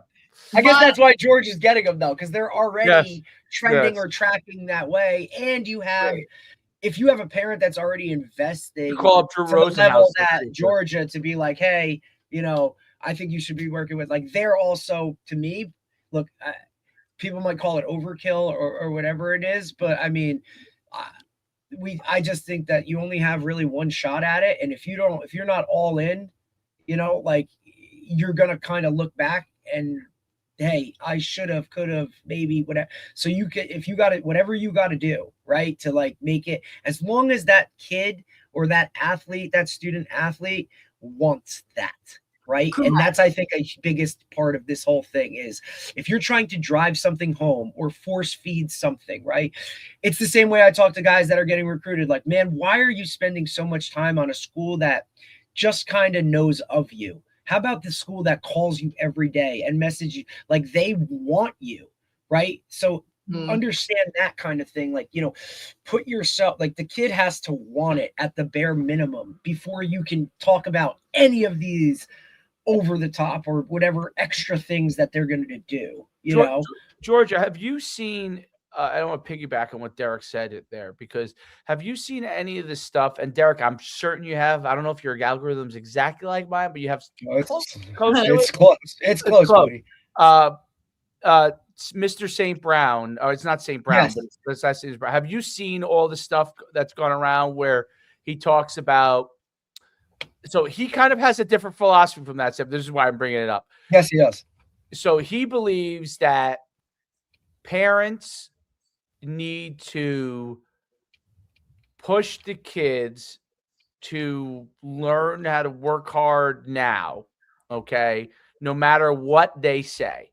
So, for example, and obviously this is much more prevalent now because of video games and stuff. They're gonna play video games or whatever. They're gonna be on the phone, like they're gonna be on the phone with their friends. And what happened to Derek here? It's so weird, by the way. Yeah, I don't know what Matt. happened to him. Where are you? There we go. Are you there? Out and in. I'm here. Can you hear me? I can. All Everybody. right. Oh, there you go. There I we don't go. know. Dude, Okay. it's so Whatever. weird, Derek. It's so weird. Whatever, brother. Every time it's so weird.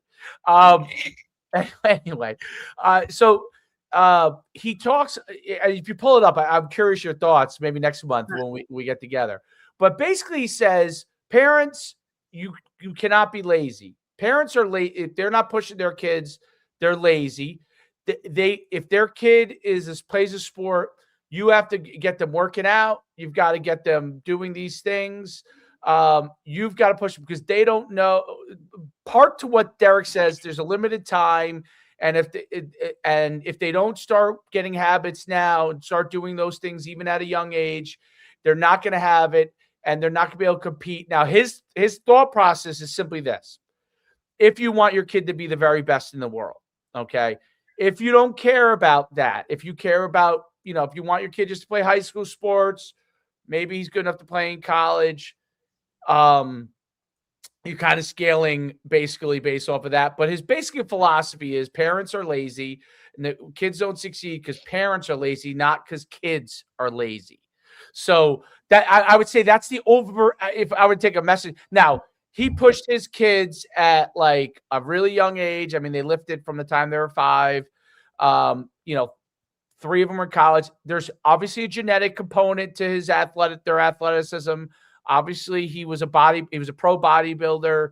Mr. Universe. So, he understands certain things about training that maybe most parents don't. Mm-hmm. But his point was basically, it doesn't matter if you were Mr. Universe or not. You can push them to and then by the time they realize they want or don't want something, if all of a sudden they want something, it's too late because they haven't done those kind of things to be the really, really best. I'm curious your thoughts on that because I go back and forth as a parent. I think there's a balance to it, but I do see what he's saying. You know what I mean? I do see what he's saying. And again, you're not going to take an athlete that's zero athleticism and make them into a pro. So, for parents that watch that, like, it doesn't happen that way. Like he has said in the background of things, he went into bodybuilding because he didn't really have parental support, but he was a great athlete himself.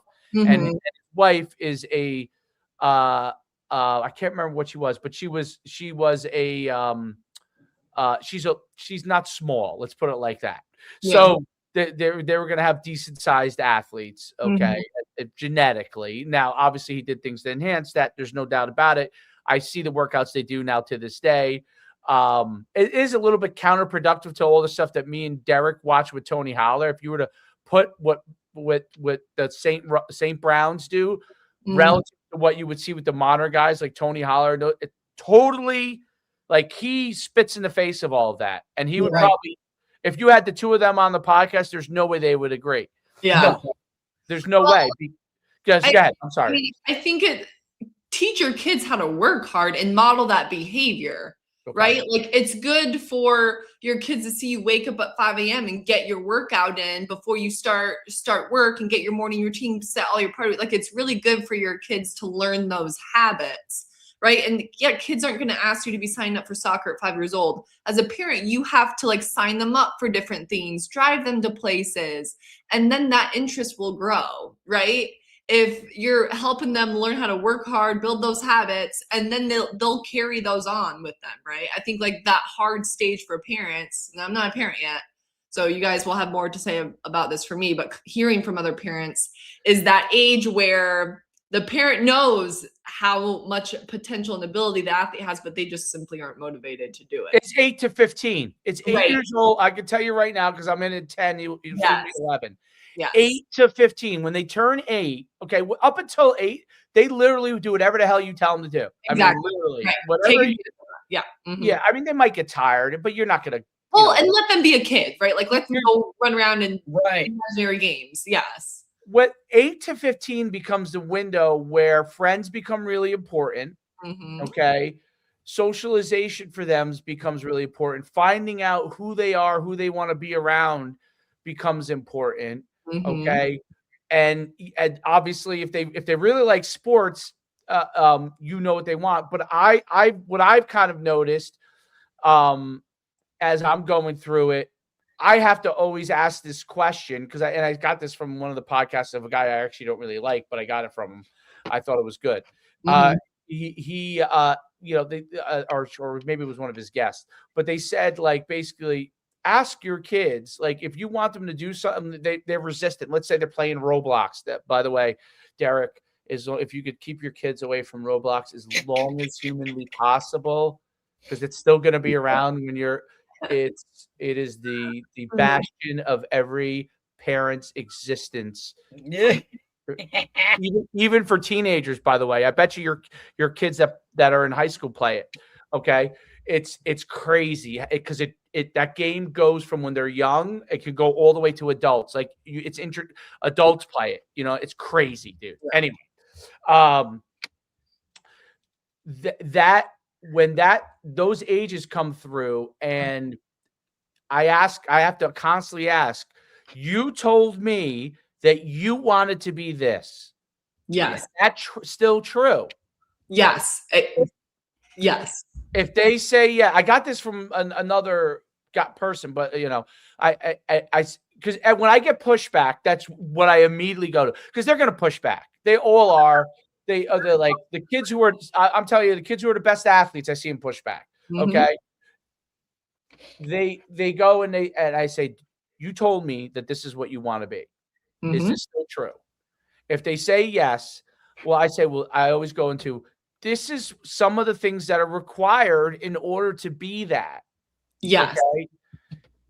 Do you understand that? If they say yes, okay. If they usually, a lot of times it's yes, but, okay. Yes, but, okay. Well, here's how many hours you played Roblox. Here's how many hours you put into getting better. So you're telling me that you want to be a professional at Roblox. That's what you're telling me. Because if you put 4 hours in at Roblox or whatever, they might go jump from game to game, but whatever game they're playing, okay, you told me you want to be professional at Roblox. What do you mean? I don't want to be professional at Roblox. No, you played it for 4 hours. You want to be a pro Roblox player. Now if I said it to my wife, she would kill me because because they're like, it's part of their socialization because they don't go and play next door. Other friends are on it. Okay. So now you get into this world where they're like, this is how I'm hanging out with my friends sometimes. I get it all. Okay. But I said, you have to choose what you would rather be good at. I ask you to give me a half hour or an hour. Okay. Or you got to go to practice for an hour. Right. And if you tell me that you want to play Roblox for 4 or 5 hours, okay, then you know what? Then I'm going to give up on the dream that you told me that you have. Well, usually what happens, this I can tell you because this happens once a week with kids. I can tell you this because I'm going through it. Once a week.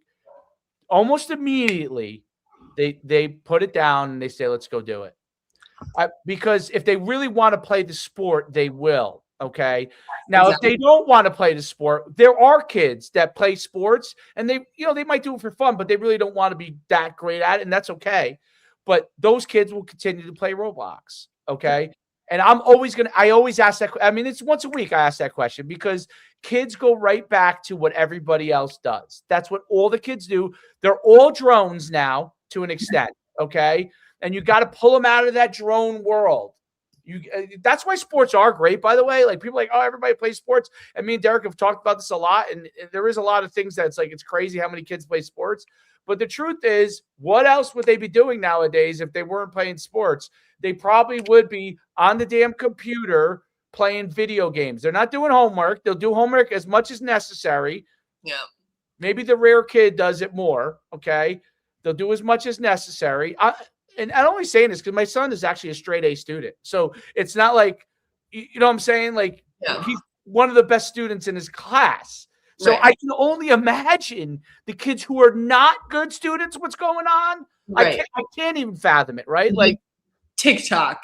But that goes back to Derek's whole point is you're building awareness in them. If you do this is what's going to happen. If you choose to go practice, this is what's going to happen, right? And then ultimately, you're still leaving it up to your kid, which makes them feel empowered, builds autonomy, builds independence. But yeah, as a parent, you have to make them aware of the consequences, but ultimately, they have to kind of suffer the consequences if they don't do that. They got to learn. You got to kind of trial by fire, right? Like they got to go through it, feel it, and be like, shit, I don't ever want to feel that again. Oh, you skipped your practices this week and sucked in your game? Oh, well, okay, I'm sorry, but you chose that. As hard as it was for you to see, right? Which is tough because sometimes, right, in rare occasions like that, you may, let's say, maybe you don't practice, you don't work out, and now let's say you have success, and now it's, you know what I mean? Now you're battling that, right? And Greg Olson talks about it on his podcast with his kids of like, hey, like, we're going to be focused on the sport that we're in season with, right? So the worst thing for him is, hey, we go, you didn't get your swings in or you didn't throw this week for baseball. Now we play a game on Saturday and you go 3 for 3, right? And now it's okay. Now if you go 0 for 3, hey, did you get your swings in this week? No. Okay, well, there you go. Like, you got to put the work in order to be successful. I think that balancing act, but exposing that at the end of it, it's got to be you have to expose them to it so that they can understand it directly correlates. You don't do the work.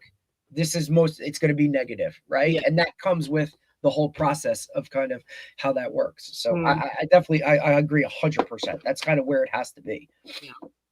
And there's a difference between, the other thing I try to say is there's levels. Like you dominate against this person, okay, and you watched them in layup lines and you knew you were going to dominate them because they're just not that good. Like you dominated a team that wasn't that good, okay. You do it against a team like I watched them in layup lines. I'm using basketball example because one of the things with younger kids sports, I bet you in high school you can probably see it too, but in layup lines, if a team struggles with layups, I'm like, oh my God. Like, yeah. Now, occasionally a team has a really tall kid that makes up for a lot, bad layups and stuff. But which I learned that I've learned that lesson of basketball. Height is still the great equalizer and everything. But but you do that against a team. They weren't good in layup lines, blah, blah, blah, blah. But when you do it against a team that is good, okay, and you play good, win or lose, and you're able to do it against a team that is good, then I know that you're starting to make progress. Okay, I can evaluate you properly. Yeah. But when you dominate someone that's inferior athletically, this is one of the things that I think a lot of parents get caught in this trap and try to choose. They choose sometimes this trap. Okay. We're going to play so we can just dominate people. We're going to dominate this team. We're going to dominate that team. Like when I just know for a fact when that happens, like, yes, you feel good in the short run, but it doesn't necessarily build real confidence. It's Right. not until you do it against someone who else is good that you Right. start to feel So like rewarding. And right. Absolutely. right, yeah, it's like I really worked for that, right? And then that gets like addicting, and then that's hopefully what you want your athletes to keep fueling off of and eating off of, right? No doubt about it. Before we let you go, I've taken enough of your time. By the way, we want to keep you having you back, whenever you want to. Leave us with some final thoughts for today. Good final thoughts. Let's leave it with a process after post practice, post games. Let's be evaluating objectively, not emotionally. So that's so good. 2 things that went well, find 2 things that could have gone better. Notice I'm not wording it as 2 things that went awful, but 2 things that could have gone better. And how are you going to work on those the next day? That can be a 60-second reflection in your mind, and little habits like that lead to big results. So should parents utilize that with their kids? Parents can parents can totally ask their kids that. Hey, what went well at practice day? What did you learn? What did you work on? What do you want to work on tomorrow? Great, done. Just asking that question to show that you give a shit a little bit more than like, hey, I just picked you up, dropped you off. You're You know curious. what I mean? Yeah, you're curious. Be And curious. I don't need to know all the intricacies, but just give me something. You know what I mean? Like, okay, and now we can go get a burger. Like, Yes. Right. right. Yeah. Be curious. That's it. Absolutely. I'm going to leave you with one funny story. Great. So yesterday, my son plays in this 3v3 league on Mondays. It's great. It's, by the way, Derek, the greatest thing we've ever done in basketball. They coach themselves. The guy who's the trainer runs this league, and he kind of, as they're playing, coaches them, but they have no coaches. Okay. They play with each other. It's anyway, awesome. we come out and he wants to get something to eat. So I'm like, oh, I didn't bring my wallet, but I was going to use my your Apple Pay or whatever. Yeah. So we go to this pizza place. He gets something to eat, and the guy's warming up, and it's time to go pay. Well, my phone died. I didn't bring my wallet. My phone died. Oh, no. And there are other people I know in there sitting and eating. Okay. So so now the guy I'm like, you got to give me a few minutes. I got to go to my car and charge my phone. I'm like, my son's going to stay here. Yeah. I'm not just bolting. Right now. So my son looks at me like, what? Like, I'm staying here by myself? I said, yes. I said, so we go and I go in there and I charge my phone and it's not charging. I don't know what's going on. So now 5 minutes goes by. Oh, no. 10 minutes goes by. Finally, the phone comes on. I sprint in. I do the Apple Pay or whatever, pay for it, and I get out. As we're walking out, my phone dies. I said I literally had 15 seconds of charge. I don't know what was going on my phone, but 15 seconds of charge that I got in there, get the Apple Pay. But the other parents were like, what is wrong with him? Like, what is is this guy broke or something? That's hilarious. Let's get out of this pizza joint. Let's go. We went home. It was like, it's one of those things is like, as parents, like, you're like embarrassed, but like once you've been just dealt with so many things, you're just like, oh, I'm going to go. But my poor son is standing there like, he's like, I thought you were just leaving me here forever. I'm like, like, there's sometimes I want to, but we're not today, pizza. Were you leaving me with the pizza man for him to raise me? Yeah. Oh, it was so funny. But anyway, I'll leave you guys with that. Thank you so much for coming on. It's really great, your insights, and you also get us stimulated talking on these things, which I think also helps. And we'll see you hopefully soon enough. Yeah, we'll see you guys. Thanks, Georgia. Next month. Yep. Thanks for having me on. All right, Appreciate Georgia. you always. Thank you, Georgia. Have a great day. Bye-bye. She's great. Yeah, I've heard, you know, we worked out like a monthly. She'll come on the second Tuesday of every month. So great stuff, dude. She's got good insight. She's very patient with us, which is good. I just think it like that. What she's doing for the age levels that she's working with, that I just think it's so key because it can help. It's centered around sports, but at that age, like there's so many other things going on too, to kind of help them direct it. And it can trickle from sports to the classroom, to parenting, right? Because it's a tough age of, you know, puberty, maturing, going back and forth, right? Just to make, like, it's just so hard. And with social media, everything is out there and everything is there. You know what I mean? So I think that in what she can do, it's just so, it's cool, key, and like really important that this is, you know what I mean? Like, we didn't have that stuff, or we weren't made aware of it. You know what I mean? Like, and if you were, it was because there was some type of actual issue that occurred that you needed to go and talk to somebody or deal with something, right? It wasn't just because, like, we can help you improve or get better because you're aware of this stuff. Like that mental side of it, learning how to deal with those things and you know, or how to handle, you know, positive things as well, right? It doesn't always have to center around negativity, right? It can be, how do you handle success, or things are going good? Like, these are the feelings that are there. Just that awareness is so key. I think that's a good topic for next time, handling success, because Right. we talk a lot about overcoming things, you know what I mean? Of course. Yeah. This is an easy thing, an easier thing to talk about because most people have struggles, but maybe next time we could talk about like someone who is successful, right?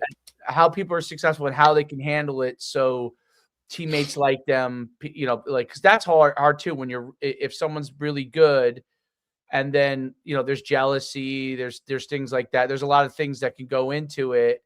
And that's really hard for a kid too, because sometimes you see kids, I think, play down a level. Oh when God, they're really yeah. good because they want other kids to shine, and then coach is upset with them and they're like, what are you doing? You know what I mean? Like, so part of it sometimes is they're always in the spotlight, and sometimes they don't want to go to school and have everyone teasing them because they're always in the spotlight. Like, kids are like that, you know? Kids are brutal. They'll bring you down, whether it's negative or positive. They'll find something to, you know what I mean? Like, remember the guy that gets praised, or, you know, I mean, shit, like, you're an all division guy. Now everybody, oh, you're an all division guy. You know what I mean? Like, guys just bust. Like, that's school. That's what society does. You know what I mean? Like, for everybody that praises you, there's 5 or 6 people that are going to try and, you know, there's another million other people that are going to try and bring you down. And it could be adults too. Like, you know what I mean? Like, how do you deal with coaches or teachers, right? Like, you're talking about like those guys, like coaches that are like, you know, like, I don't know. It's just wild to me that, like, as coaches an adult, are among the worst with other people, brutal, with each other. Absolutely. Everybody's always trying to knock somebody down. Like, how about we all just like, hey, good job. If you happen to be brilliant in something coaching wise, right? You do something really, really well, whatever it is. And another guy struggles, and he's a coach also on the staff. And all of a sudden you're the rock star in the head coach's eye, right? That could be other coaches can bring you down on. That's when you're the head coach is probably used to people trying to bring him down or being for him or against them because they've been dealing with it as a head coach. And they're on top too, right? They're on top. So they're making the ultimate decisions. Yep. Good or bad. They're the ones pulling the strings, you know what I mean? Like, whatever that is. Nobody wants you to be above them as an assistant. They don't want to feel like he's the coach's, you know, the teacher's pet, right? And they'll undermine you. Now, not all guys. The best staffs have guys that aren't like that. But there's in high guys school that just know their role. In high school, it's hard to find a lot of that. Like a lot of coordinated staffs. And if you or just guys that are on the same staff, Dave, like the turnover. Yes. You know what I mean? Like, I mean, I can only think of a handful of teams that are like that. Like Old Japan's the same staff basically forever. Absolutely. You know, like some guys come and go, But like but other it's why, like, the core of it. And you see, why do they have success? Well, it's the same guys. You're speaking the same language, right? Like, even and they like, also look pay at teachers more. So Dave. Like, here's the other because thing. they Like, pay when we talked to teachers the more, Bixby guy, right? Like, right. how you're talking 14 years, 12, like, same shit. And I bet you in Bixby, I mean, this is just being truthful. In Tulsa, I bet you Bixby in that area is probably higher paid teachers than other places.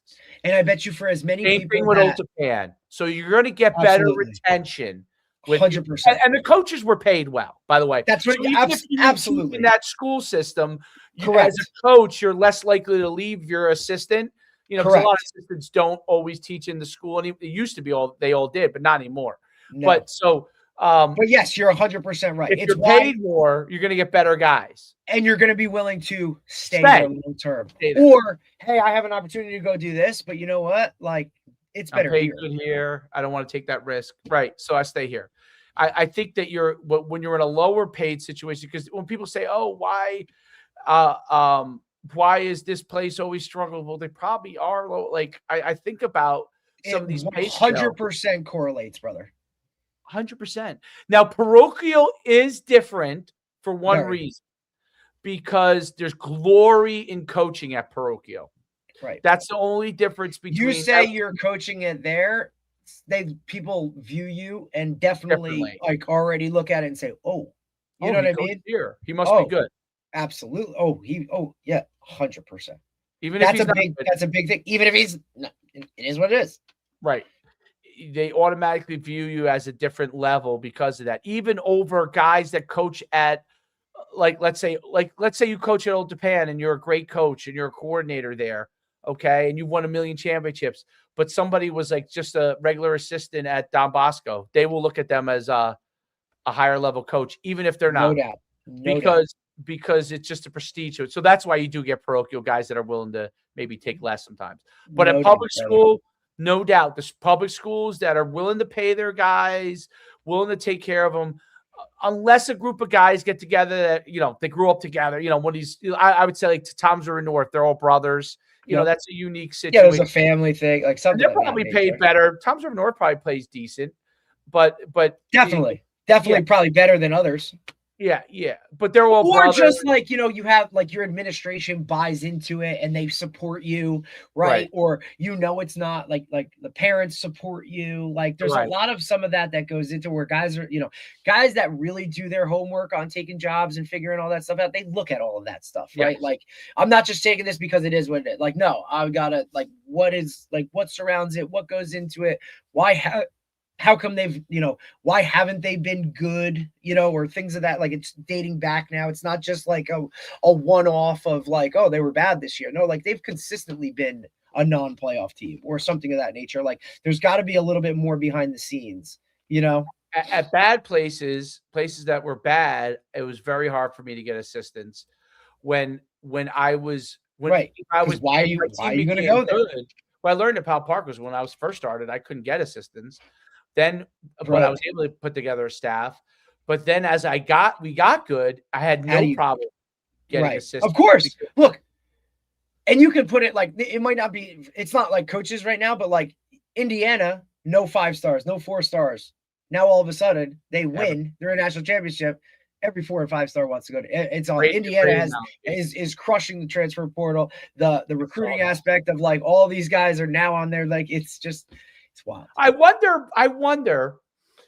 This is and time will dictate this. I do wonder, once you start to add a lot of 4 and 5 stars in the mix, does that change the dynamic that he has? Look, Mendoza even said it. He said, "Look, we're a bunch of misfits, but we work like we're all here for a reason." Does that 5-star and 4-star now start to change things? And Urban Meyer said it on his podcast yesterday when I was listening to it, or whenever they did it. You coach different now with 4 and 5 stars. Like your team dynamics are different with 4 and 5 stars. Like, are those kids gonna? Because he expressed the fact that like the guys that are on Indiana now, Cignetti has squeezed every bit of talent that they have in them. Those kids he's maxed them out. Whereas, hey, he referenced like, hey, some of those Florida teams I coached, like yeah, those guys went on and played in the NFL or whatever, but I didn't maximize every bit of everything I could have out of them in college. And yes, they were still successful. We still won, but this guy is literally maxing out everything that he has. And I think that has a lot to do with, hey, these guys weren't heavily recruited. They weren't, the big time guy of whatever. They all have a little chip on their shoulder, are a little pissed. And it's why this national championship. It's going to be a great job both years. It's going to be really cool. Last year and this year, he did a great job. His quarterbacks were the right guys. I think that might be the overall key too. If you got a lot of 4 and 5 stars and your quarterback is a guy like the guy he had last year. We talked about it all the time though, like fitting those guys into the locker room.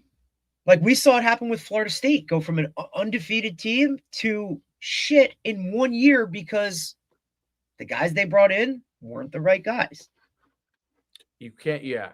When you're making a soup, you got to make sure you have all the right ingredients to make that soup taste good. It's it, buddy. If you put in too many ingredients, then it's just like just a hodgepodge. A hodgepodge of crap. If you have just enough ingredients, then it works out good, right? Too much salt, too little salt. And that's the greatness of developing a roster, of coaching. It's like, what pieces fit this puzzle, and how do we just get everything out of every person? Yeah, and there are linchpin players that make it, and they are not the stars on the team. So it depends. So like I can remember the only reason I say that is I remember the one instance, this kid Charles Simons, who came back for Bergen Catholic. He had to sit out a year. He was ineligible for a year because Bergen Catholic did something at the time that I thought was really, really shady. But he ended up being a half really shady because he was leaving them, and it was a half credit short. I'm not saying it was the coach or anything. I just think the school was like, oh, screw this kid, he's leaving. Yeah. So he ended up being a half credit short. Which goes back to our adults coming at kids. Like, really? And we didn't know. We were asking when he was in the summer, because we would have just sent him to a summer school and go take the credit. And then all of a sudden it was too late. It was like August, and they're like, he's a half credit short, and there was nothing you could do. And so he had to sit out a whole year. Tell you. He had to sit out the whole year. Okay. And he was scout team, and he was the best athlete on the team. Okay. And he was scout team, and that dude, I can't tell you how many punts he took to the house in practice. Right. Every time he touched it. Like they got better because of that. That team was decent. That was St. Hilaire senior. That team was decent, but they improved a lot because he was so good, and he was on scout team, dude. He was right. I mean, our scout team, I think, was score more touchdowns than our regular team. And then the next year, he was obviously there. And he only played 1 year with us. And that was the year that we went to the state championship. And he really was the linchpin. The kids respected him at a level that was not just but his work ethic. His work ethic was phenomenal. Phenomenal. So he had this work. That's the separator. Yeah, that's why he probably went to Bergen Catholic from the get-go, right? So his work ethic was phenomenal. He brought that. He was so humble. The year he couldn't play, he had so many reasons to just say, I'll see you next year. He was there every day. Every day. I knew that team was going to be good because that kid practiced every day, did every lifting session, would go to every showcase and combine. Like, he wanted to be good. Awesome. And that rarity, helped. buddy. But that is rarity. That is rare that you're like kid who's going to be your star player. It was like that. And it was I have to say, that's when you get. That's like a once in a lifetime type of player, right? That's Liam Anderson for me, right? Who's those are those guys that you're just like. Kid. Correct. Like, and forever it'll be like, hey, who's the best? And he was only played one. He was with us for 2 years, but he only played 1 year. And I could never, like, kids you have for 4 years, you have more bonds with. I never got that like elite bond, but I knew he respected me, and I respected. He knew I respected him, right? And he knew that I knew that he was really the glue for for that group because they respected him. He was the kid that went to Bergen Catholic. He was playing, by the way. I think that might have been why they were mad, maybe. Yeah, probably because he was like they have him penciled in to be the dude. He was playing, but he was just I don't think that whole environment he fit in per se. Right. It wasn't athleticism, right? It was not ability for him. You know what I mean? Yeah, hell no, dude. So, but obviously when he came to us, it was like getting it's like you got a rock star. You know what I mean? Absolutely. And the reason why he came back was because his brother his older brother played for me on the teams that weren't that good. And his brother was a senior on the team. They would have played together. That would have been so cool. That would have been so cool, but he didn't work out that way. But his brother was a senior on that team. And his brother was a great guy, a very good athlete, but not he would always say, my younger brother's, different than I am. But yeah, it is amazing. I think that component, I mean, those kind of kids, like I always wondered how that kid thought about the whole thing. He went and played in college. He went to D2 school, was on scholarship. He went to Lackawanna first, that on scholarship, and then or whatever money they got. He didn't pay because he didn't have money, but like he probably paid almost nothing. Then he went to Division II school on scholarship. He did football and track there, actually, and he was just a great human being.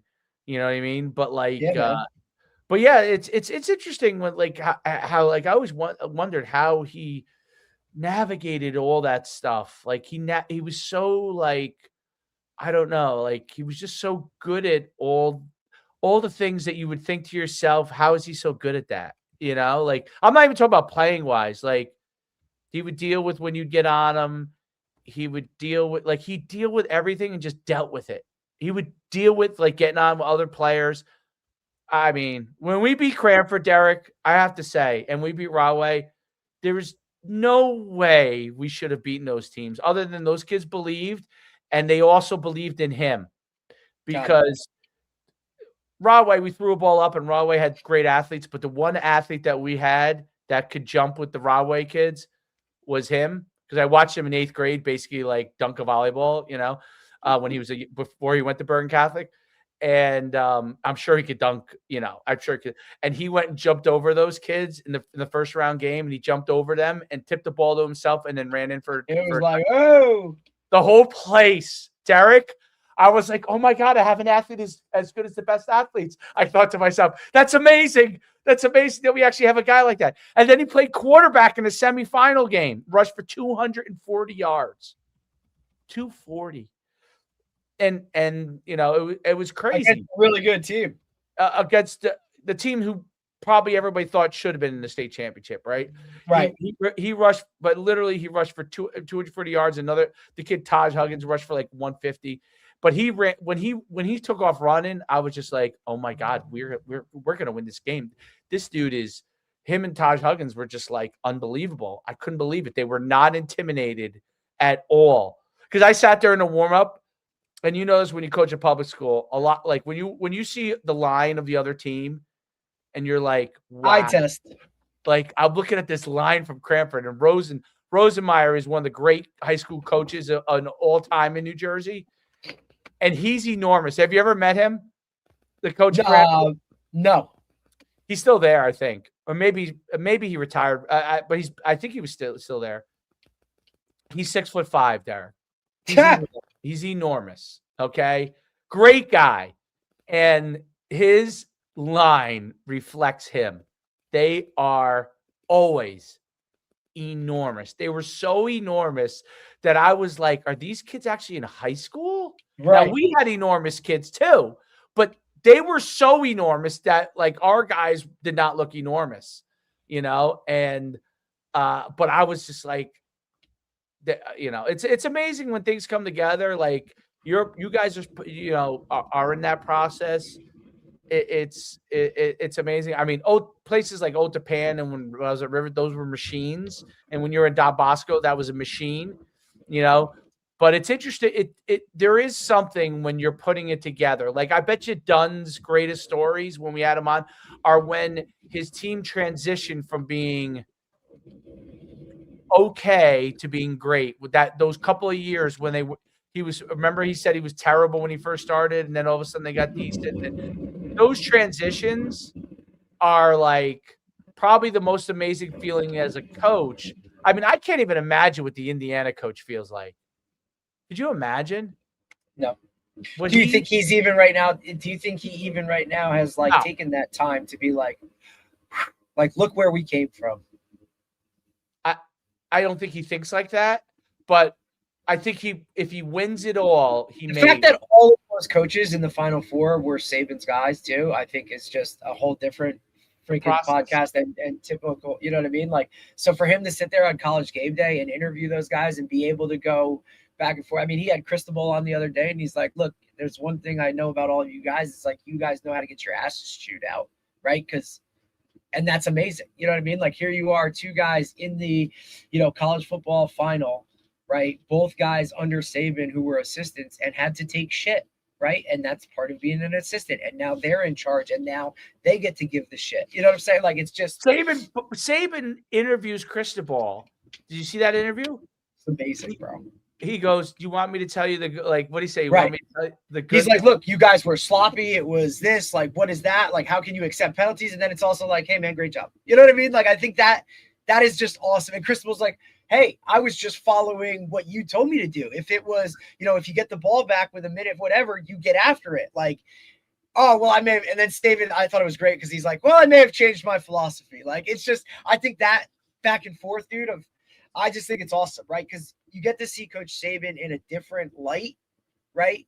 Because he gets to, everybody always looked at him as like this, disciplinarian, this, whatever, however you perceived it. Actually, I think college personality. Dude, I think he's so. He's the best guy on that show.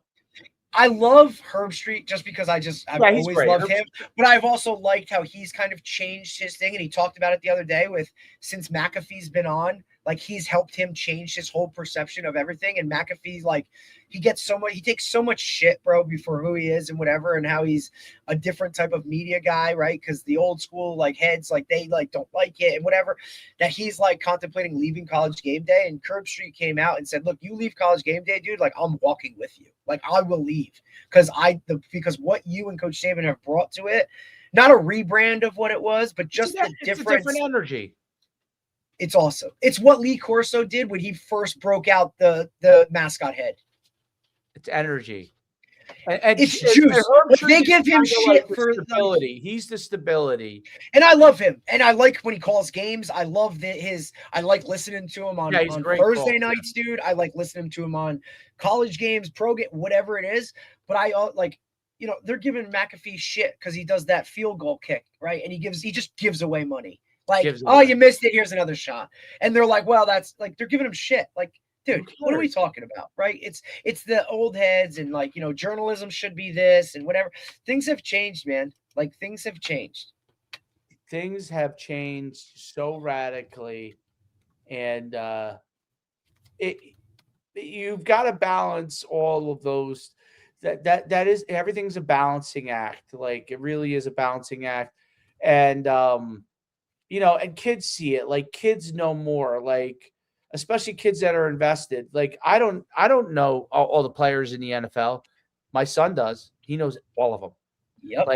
The coaches, that coach me, they'll be like, "Who's the blah, blah, blah?" Just ask Troy. He knows. They're like, he does. Got it down. I'm like, he unless it's some obscure guy.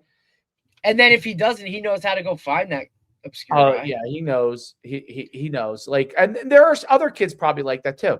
But absolutely, those are kids when people are like, well, why do you what is it you trust in him as a core?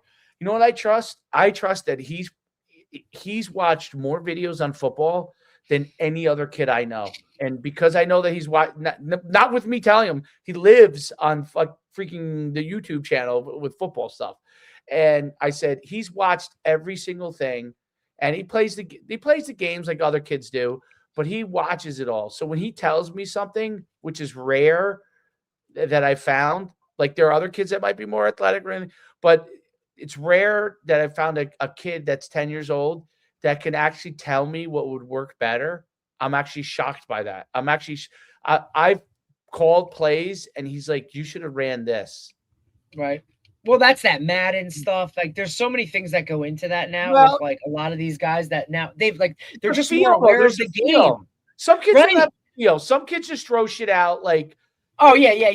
But It's a remember, like feel. It's like I always go back and think like, oh my, like holy, like if the access to like all the sports stuff, the YouTube videos, all of that stuff that's around now was there when I was there. Like, I don't know if I would have ever, like my parents would have had to like, hey, no more screen time. You can't watch any more videos, or you can't be doing this or that, because I was just so all into the sport or sports in general, dude. Like, just it's, hey, I'm going to watch this video and I'm going in the backyard and I'm going to shoot 53 throws, or I'm going to go through this workout that I just saw, or I'm going to like, hey, how can I do this? Or they just have access to so much more that like gets this going. Whereas we only knew what we were being coached to do or in the town that we were in.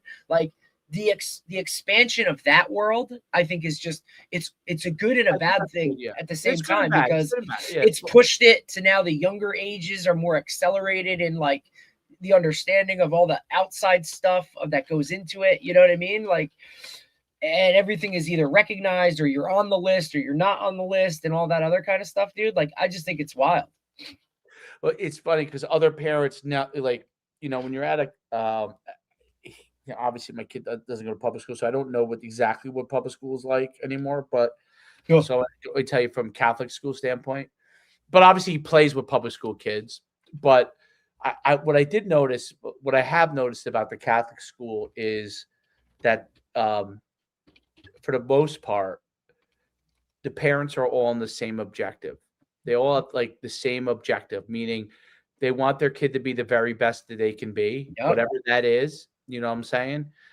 Some kids are going to be better at this or that, but like they want their kids to be, and they want their kids to be good students for the most part.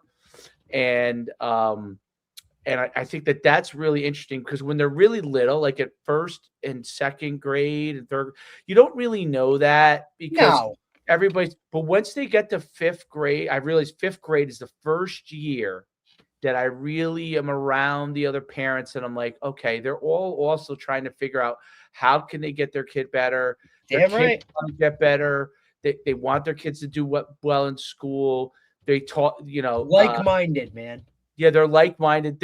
Look, are they nice people? Most of them, yes. They're also most of them, yes. But are ultimately some of them in their own? There are not nice people too. But I'm just saying that. But I don't think that's either. Like sometimes that's not deliberate. That's anywhere. That's anywhere. I think you have just as many nice people, But I just think the like-mindedness, as far as they're all trying to figure it out, right? Absolutely. And they want to figure it out so their kid could have the best situation.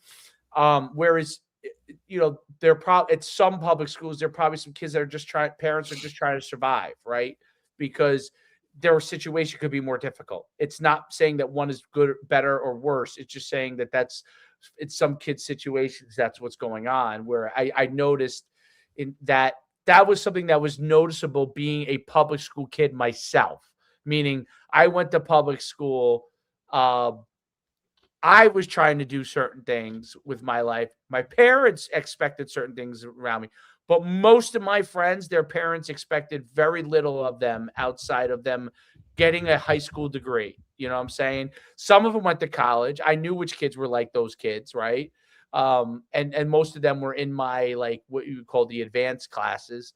But there were more kids that were really going to go get a job. You know what I mean? That's what they were going to, there's nothing wrong with it, but that they weren't. So if I was talking about working out to be a better football player or to be a better student, it's not that they didn't like me. It was just, we didn't connect on that, because even though we were friends, maybe we went to a party, we were like, girls and stuff, we might be like-minded.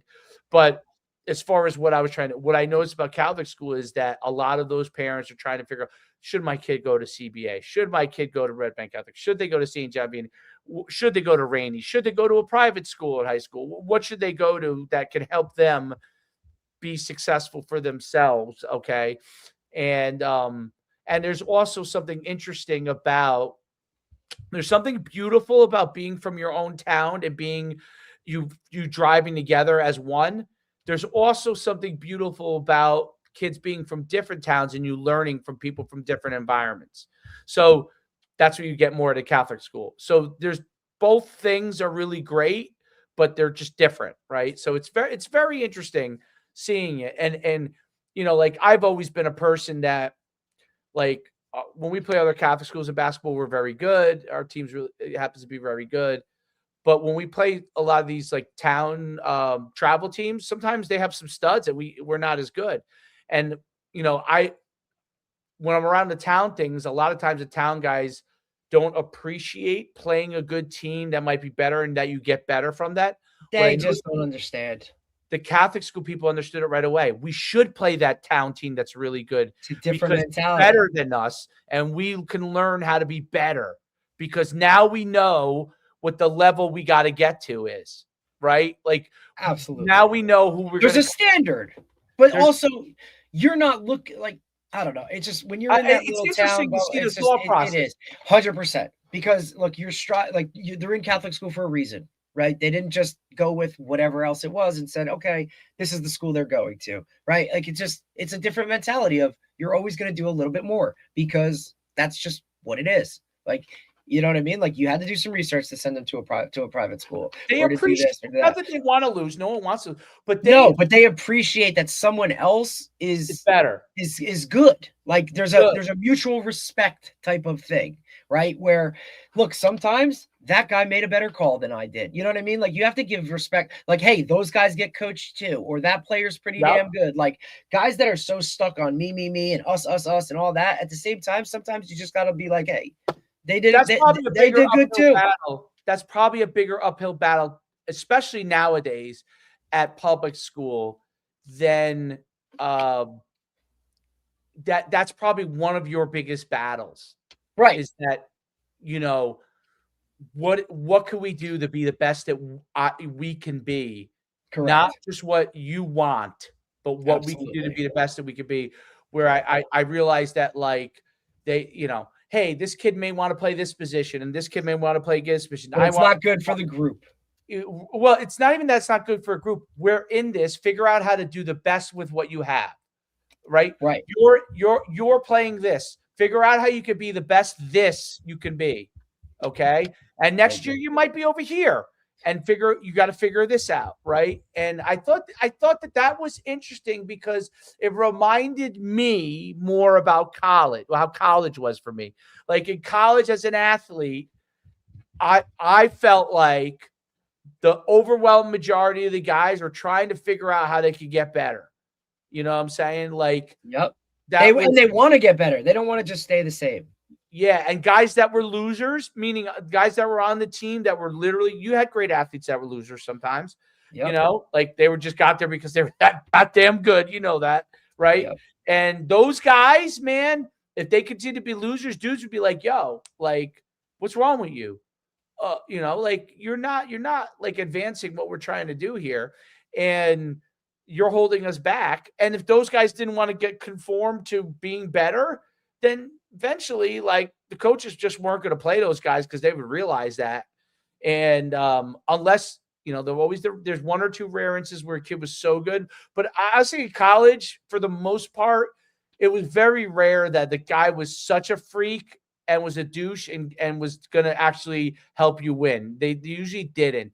If you had to play the freak that was a douche, that means your team was probably not going to be that good that year, because if you had if you had a guy that was as good as that guy and was doing things the right way, the coach was going to play them, right? So if you had to play a douche because he was that much more athletic and they had to play a douche, it just meant that your team wasn't going to be that good. That you really like, you could tell that, you're like, man, if we have to play him, we're fucking we must not be that good because we got to play this guy. You know what I mean? Because they have no other option at that position other than this a-hole, So I think that's and in college you experience, it was the first time I experienced that a like-mindedness, even though I'd been on good teams in track and stuff like that, but that was more like we would be excited to have victory because a coach, my father, led us to that, whereas higher level thinking didn't happen until I went to college. And I noticed that at the Catholic school, a lot more like that higher level thinking. It's not just about, am I the best, right? Am I better than people right here in this moment? How can I be the best that I could be the best I could be? And if I win a championship, did I win a championship because I faced good competition, or did I win a championship just because we were better than other people? Like that, there's difference for that, and I think that's hard for people when they're young. I think parents can really help their kids with that, because ultimately you're eventually going to face someone that's better than you. Absolutely. And how are you going to handle And how are that? you going to handle that?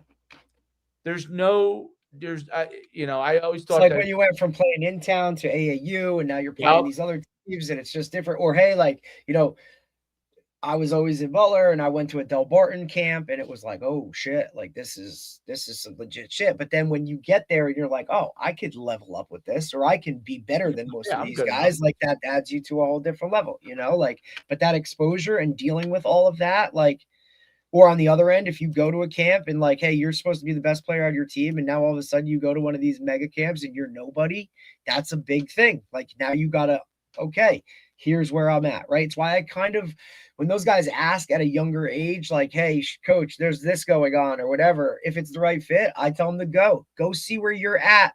So now when you come back to the locker room, you can be like, okay, coach, I'm not as good as I thought. Right. And now And we it's can not work through about that. these articles. Like I honestly kind of like, I understand it. I understand. Obviously, there's businesses behind it. Obviously, I'm in business. When if you post an article touting yourself and you're really not that good yet, you're Right. just fooling yourself. You're just 100%. trying to trick yourself. Like it's good to make yourself feel good, and it's nice when that. And I say this all the time. Okay, when Troy was on 8U football, or maybe it was 9, maybe it was last, I don't remember. I submitted him to, because everyone's like, oh, there's these people evaluate, and I submitted him, and you could pay to get your kid evaluated. Okay, like I don't remember what it was. It wasn't much, and you got evaluated. They don't necessarily give you a ranking, but they got evaluated, and they ranked him. I was like, okay, it's great. It's great that they ranked him. That's nice. You know what I mean? I haven't done it since, which means he's definitely not ranked anymore, right? But Right. they ranked him, and Right, now because he's. if you don't pay, if you don't continue to I'm like, pay, well, what do we do? how is he ranked? Like he hasn't gone against any of these kids. Like those kids haven't gone against him. Like how do I know he's better? How do I know he's worse? Yep. And so what I came away with it is like it's nice. Like you feel good. Like when I showed it to him, he was like, "Oh, that's cool." I didn't even Right. know, by the way. Only reason I typed his Somebody name. had to tell you. Yeah, I typed his name in for something, and it came up, and I was like, "Oh, I didn't even know." Like maybe they emailed it to me, and I just missed it. You know what I mean? Which could happen, but I didn't even know. I didn't see it until like almost a year later. I was like, "Oh my god, he's ranked." I'm like, I didn't. Right. But like people live for that stuff, and then Yes, they do. after that, I was like, you know what? I don't really want him in that, because Right. I don't I want him don't in that want. world. I He's not. no. He's going to be constantly chasing articles. Next year it's going to start to happen, like some of these things, and Okay. I really don't like. I really don't want him to do that unless someone says to me that uh that there's some I don't think this will happen anymore because of the world that we're in recruiting wise. Like, why would you offer an 8th grader now? I just makes no sense to me. I understood it 5 years ago because you were recruiting high school players primarily. And if you could get ahead of a curve on a good kid, and even if you weren't going to take you get in their mind early, right? A really Correct. studied grader, you get in their mind early. He thinks about you as he gets through the process, and maybe he goes to you. I get all that. That makes sense. Now with the transfer portal, I don't even know why you would bother offering an 8th grader, because by the time he gets to be a sophomore, you may not even need that guy. And by the time he gets to be a senior again, you may not need that guy, right? So why would you offer it? Why would you even worry about it in 8th grade? So I've gone away. I've gone opposite. I really am big on those things are good for what you said. I think you should do that stuff for competition. See where you are against other kids. See what you got to work on. See who's better than you. That's why I like the tryouts. You go against other kids. I think that's the beauty of those things. You go against other kids. You're competing again. That's the beauty of all of that. You go against a kid better than you. If someone gives you an award, awesome. Someone doesn't give you an award, okay, you got to work on some things. But it's really, to me, it's no longer about recruiting. Okay. It's not. It's not. It's not about recruiting. 9th and 10th grade, I think it could be about recruiting depending on how good you are, but it becomes a situation where it's probably going to change again when you're a junior. So to place more of the emphasis of these events on competition. These events to me really are about competing and getting better and seeing where you stand and having a record. It's a version of rank, record, publish. I wish more people would put the emphasis on you getting yourself better and seeing where you align and stack up, right? No one will show up. That's why. 100%. I honestly rather than that. Like, now look, I'm okay. Look, and I'm okay with dangling I think that's why they have to do it.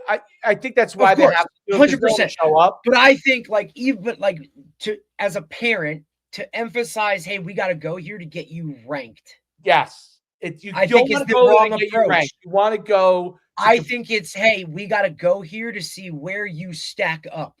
Correct. And yes, I understand why the preparers of the events have to say it's because you have to market it that way, dude.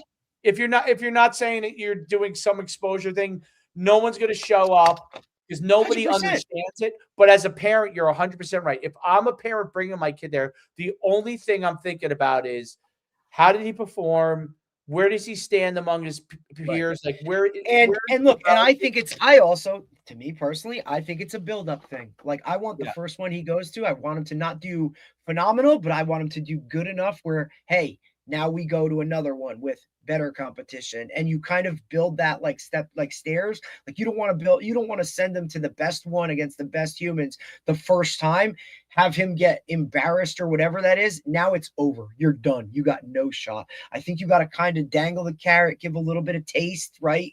Positive, good, some bad, yes, but more positive than not, so that, hey, now we're going to go to another one where, okay, I have a little confidence in me and we did okay, right? Like, I think you really have to micromanage that in the beginning, and then you can kind of branch out and broaden it. Does a lot of that naturally because 1 week you play a team that's not that good, all of a sudden then there was a kid, I couldn't believe it. I don't, obviously a lot of kids that's always all a discussion in parochial, like, do you reclass, you're good, do you not? But there was a 6th grader from who did we play? Old Bridge. Old Bridge has good basketball. A 6th grader has a good Middlesex. That area has good basketball. So there was a kid. I guess very good. It's considered Middlesex, right? Old Bridge. Yeah, that's Middlesex County, I think. There was a kid who was a 6th grader, and some people are like, oh, maybe he's older. I'm like, you know what? That's just the world we're in. So I wouldn't even look at it that way. I would just look at it like, you got to compete. Like, you're going to face this. So you got to figure out how to do it. But the kid, one of our kids went for a layup, a good little play. The kid's a good little guard. And he goes for a layup. And this kid, he tried to pin it on the backboard. He just missed, Derek. When I looked around, did anyone else see? You're like, woo! He missed it, but he hit the backboard so hard. He hit the backboard. Like, fuck. I was like, we used to do that in warm-ups. On purpose. I was like, to set the tone, you know what I mean? Like a 6th grader. So, and he was tall. He was like 5'9", but it wasn't like he was 6 feet. I mean, he was like 5'9", 5'8", 5'9". See, that stuff used to get me like juiced. I was like, whoa. I was like, that's awesome. So I love that. Like, me personally, I love that. Like if that's the kid on the other team that does that, I'm like, yo, did you just see like that's the he was on the other team. Right. But it kind of like that mutual respect thing too. You know what I'm saying, dude? Of like, whoa. I don't know, it's just different. But It was what Jason, the white Jason Williams. You know, the point guard, the like flat. He does a podcast. Dude, some of his things, he's in my algorithm. I love it. He was talking, he goes, buddy, if you took the 3-point line out of basketball today, kids wouldn't know how to play. Like, I thought it was a great take of him talking about, like, dude, like, guys just don't know how to play basketball on a level of, like, go hit a three or go. He goes, like, even when I played, he goes, dude, like, Jordan didn't shoot threes. Like, there was no, like, the 3-point line was changed by Steph Curry even more so. You know what I mean? Like, it was just a different brand of basketball of how, like, you know, it just is what it is. And I don't know. I just thought that was, like, a really cool take. And I, like, I get it. Three is, like, live or die. A 3-point shot. Nobody has a mid-range game. You know what I'm saying? Like, is way more important. Like, can't you eventually? You're more a basketball guy than me. I feel like you should start from the closest to the basket out. Like, dude, I used to go to a shooting workout, right? Like a shooting workout, I used to start under the basket, and it used to be you start under the basket, however many shots, both sides, whatever, and you just back up. Like, you just literally you go to the block. Then you just go all the way back on the key till that you're at every single line. You're hitting 100 shots from each side, 100 shots from each side. And you just go back. Then when you get to the top of the key, now you just start working out and you go all the way around the three to the baseline. You know what I mean? And like, there's like sectors that you break it down or like spots and you take shots from all over and you just mentally get there. But with the younger, right, they go the opposite. They start from way back here and go that way. You know what I'm saying? It's like, come on, man. Like, you don't even have the strength to hit the rim, but you're going to like, and now it screws with your technique because you're not strong enough. And it's all about your form, man. And look, God rest his soul. Like, we had a great girls basketball coach at Butler when I was there. He went to DePaul. He was a 1,000-point scorer at DePaul. He was a phenomenal girls basketball coach, but we used to play all the time. We'd go to the weight room. We'd go downstairs. He'd have the gym open and he would play with us and the girls would play, guys would play. We would go back and forth, but man, he would always talk about like your shots that go up. Like, it has to be the same form, the same technique, everything, every single time to get what it is. And it's very difficult once you get set on how your shot is to alter it. You know what I'm saying? So like some guys, their elbows are out here, right? And it was always like, no, it has to be 90 up, through, over the top, release, leave it up there. And if you can do this every single time on every shot, regardless of distance, you'll be better for it. But that came with getting the strength to move back. You can't start at a 3 and because now you're pushing it. You're pushing it. There's so much like you know, some guys, it's hard to get kids to buy into it too because 100%, because it takes time. It's a process. You're not going to hit every shot right away, and all they watch is boom, boom, boom, like. And the game has changed. They might know a kid that really can do it, right? They might know a kid who could drill threes like it's no tomorrow. Right. And he's the rarity, but that's what they see. It's just like football, dude. Like all the smallest percentages are what we see the most of, and that's a problem. So I posted I'll let you go on this. So there's a great video on wide receivers from this. I don't know where he's at now. His name is Holman. He used to be at Alabama with Saban. I don't know where he's at now. Well, we have a guy next week coming on, his receiver guy out of Long Island, Michael Vanucci. So, and he does a lot of it. I got to remember what his link is. I think it's like LIU receiver or something like that. I found him on Instagram and I just like some of the stuff that he was doing. And I thought he was really good, like working with the groups that he was working with, how he kind of went about it. So I shot him a message or whatever. And it was awesome. So he's going to come on and cause we haven't had one of those, like, you know, probably since like Ross really to come on and really like talk the intricacies of it. You know what I'm saying? Like, so I think it'll be really good. So what I noticed from that, all the content is wild. You know, I watched this video, and it's a great video. And then I had my AI do a deep dive on it and make a video from his video, so it could explain what he's talking about. And I posted it on YouTube. It explains. I did that also with rugby tackling. I found a really good rugby tackling explanation. Oh, that's good. Yeah, and I did. So what I'm trying to do is find some more of these. LI Receiver Academy. Sorry. Okay. I just want LI. I'll check it out. _academy. Yeah, it's pretty good. I thought it was good, but What yeah, was go ahead. so Sorry. interesting about the receiver thing was this, because you get a lot of questions about this. I don't know if you do. I get a lot of questions about receiver stuff, and so um, you know, you see all this stuff with the people outside their frame, okay, way outside their frame. So the Alabama guy talked about how you could be slightly outside your frame, but you don't want to be way outside, and you don't want to you call it like mowing the grass. Yep, You don't want to be stationary when you're making your moves because you give it's an opportunity. you give the DB an opportunity to play you. You want to be able to basically put him in a predicament, not have him have the advantage, right? So it's really interesting because you see so many of the videos now where everything is lateral, just a bunch of lateral moves or a bunch of no gain ground moves, and I see it everywhere, dude, across the country, not just here, across the country. And my mind always goes back to, are we training their knees to tear their ACL? Like, that's what my mind keeps going to. Like, now, are there exceptionally framed athletes that never happens to? Like, you know, why are we working with stuff that works towards the freakiest genetic athletes versus the regular athlete who's trying to be the best they can be, right? Now, if that's the case, then what you're doing with the freakiest athlete is probably also putting him in a bad position. He could just do it because he's freaky. I don't know if that makes sense. He's freaky, 100%.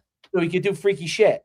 So, Absolutely. Which is also like the rarity, kind of like you compare it to like, hey, Mahomes throws across his body and can be successful, and most guys can't do that, but he can. right. You know what I mean? And when they slow down, let's say, for example, Mahomes, if Mahomes doesn't revert back to his mechanics as he slows down and is not as young, he won't last as long, right? 100%. Why Aaron Rodgers, although he doesn't look good anymore, but Oof. why Aaron Rodgers lasted so long is because his mechanics of what he does is so good. So Absolutely. his legs can go away. Now he's just really like, your body starts to get fragile at some point, and you don't want.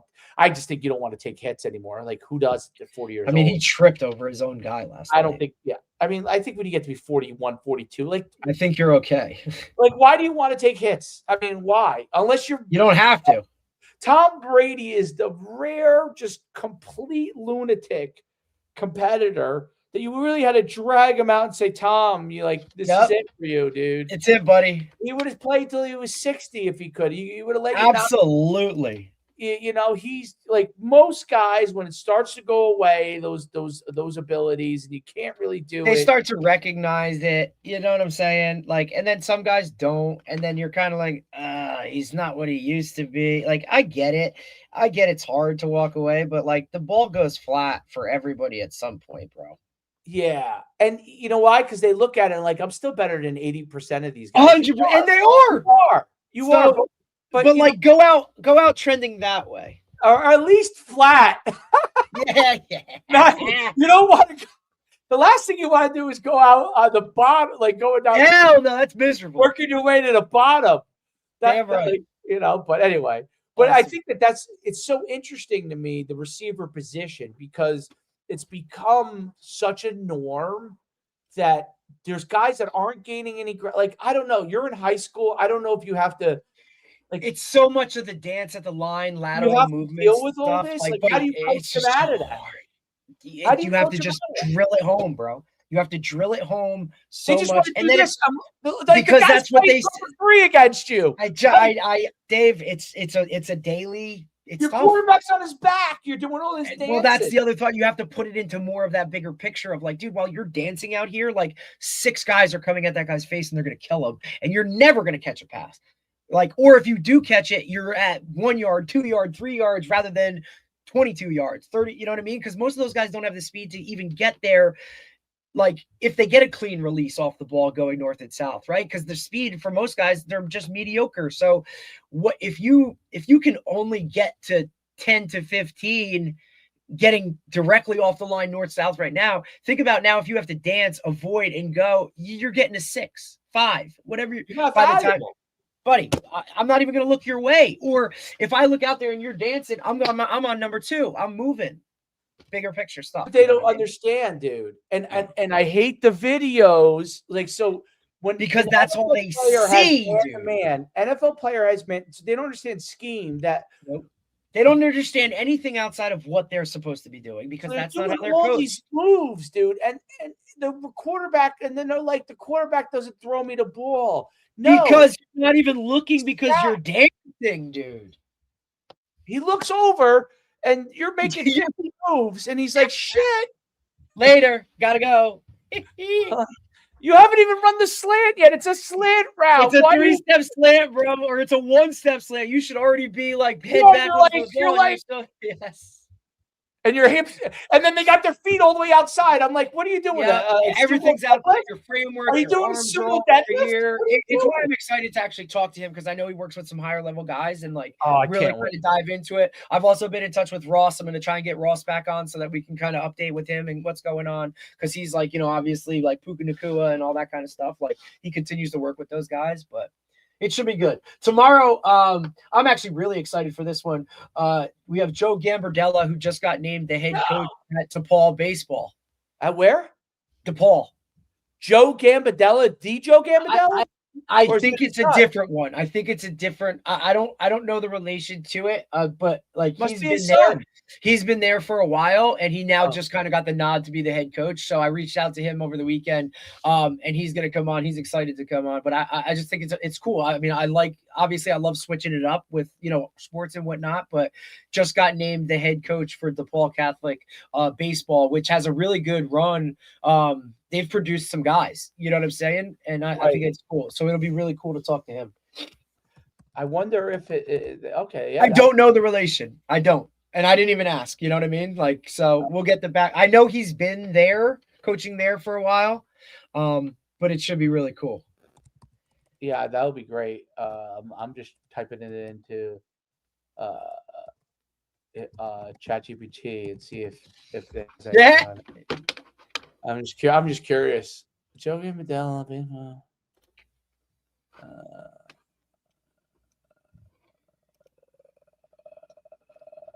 no, okay, yeah. ChatGPT does not know the answer to that. There you go. Mark it down. There we go. Does not know the answer. Does not know whether they're related or not. You know what? Actually, you know what I do like about that part of AI?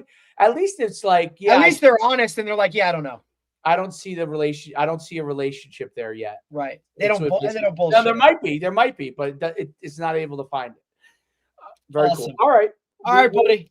We'll see you tomorrow, man. Have a good day. Enjoy Daddy Day. Double Daddy Day. You don't have to go to the weight room or anything today, do you?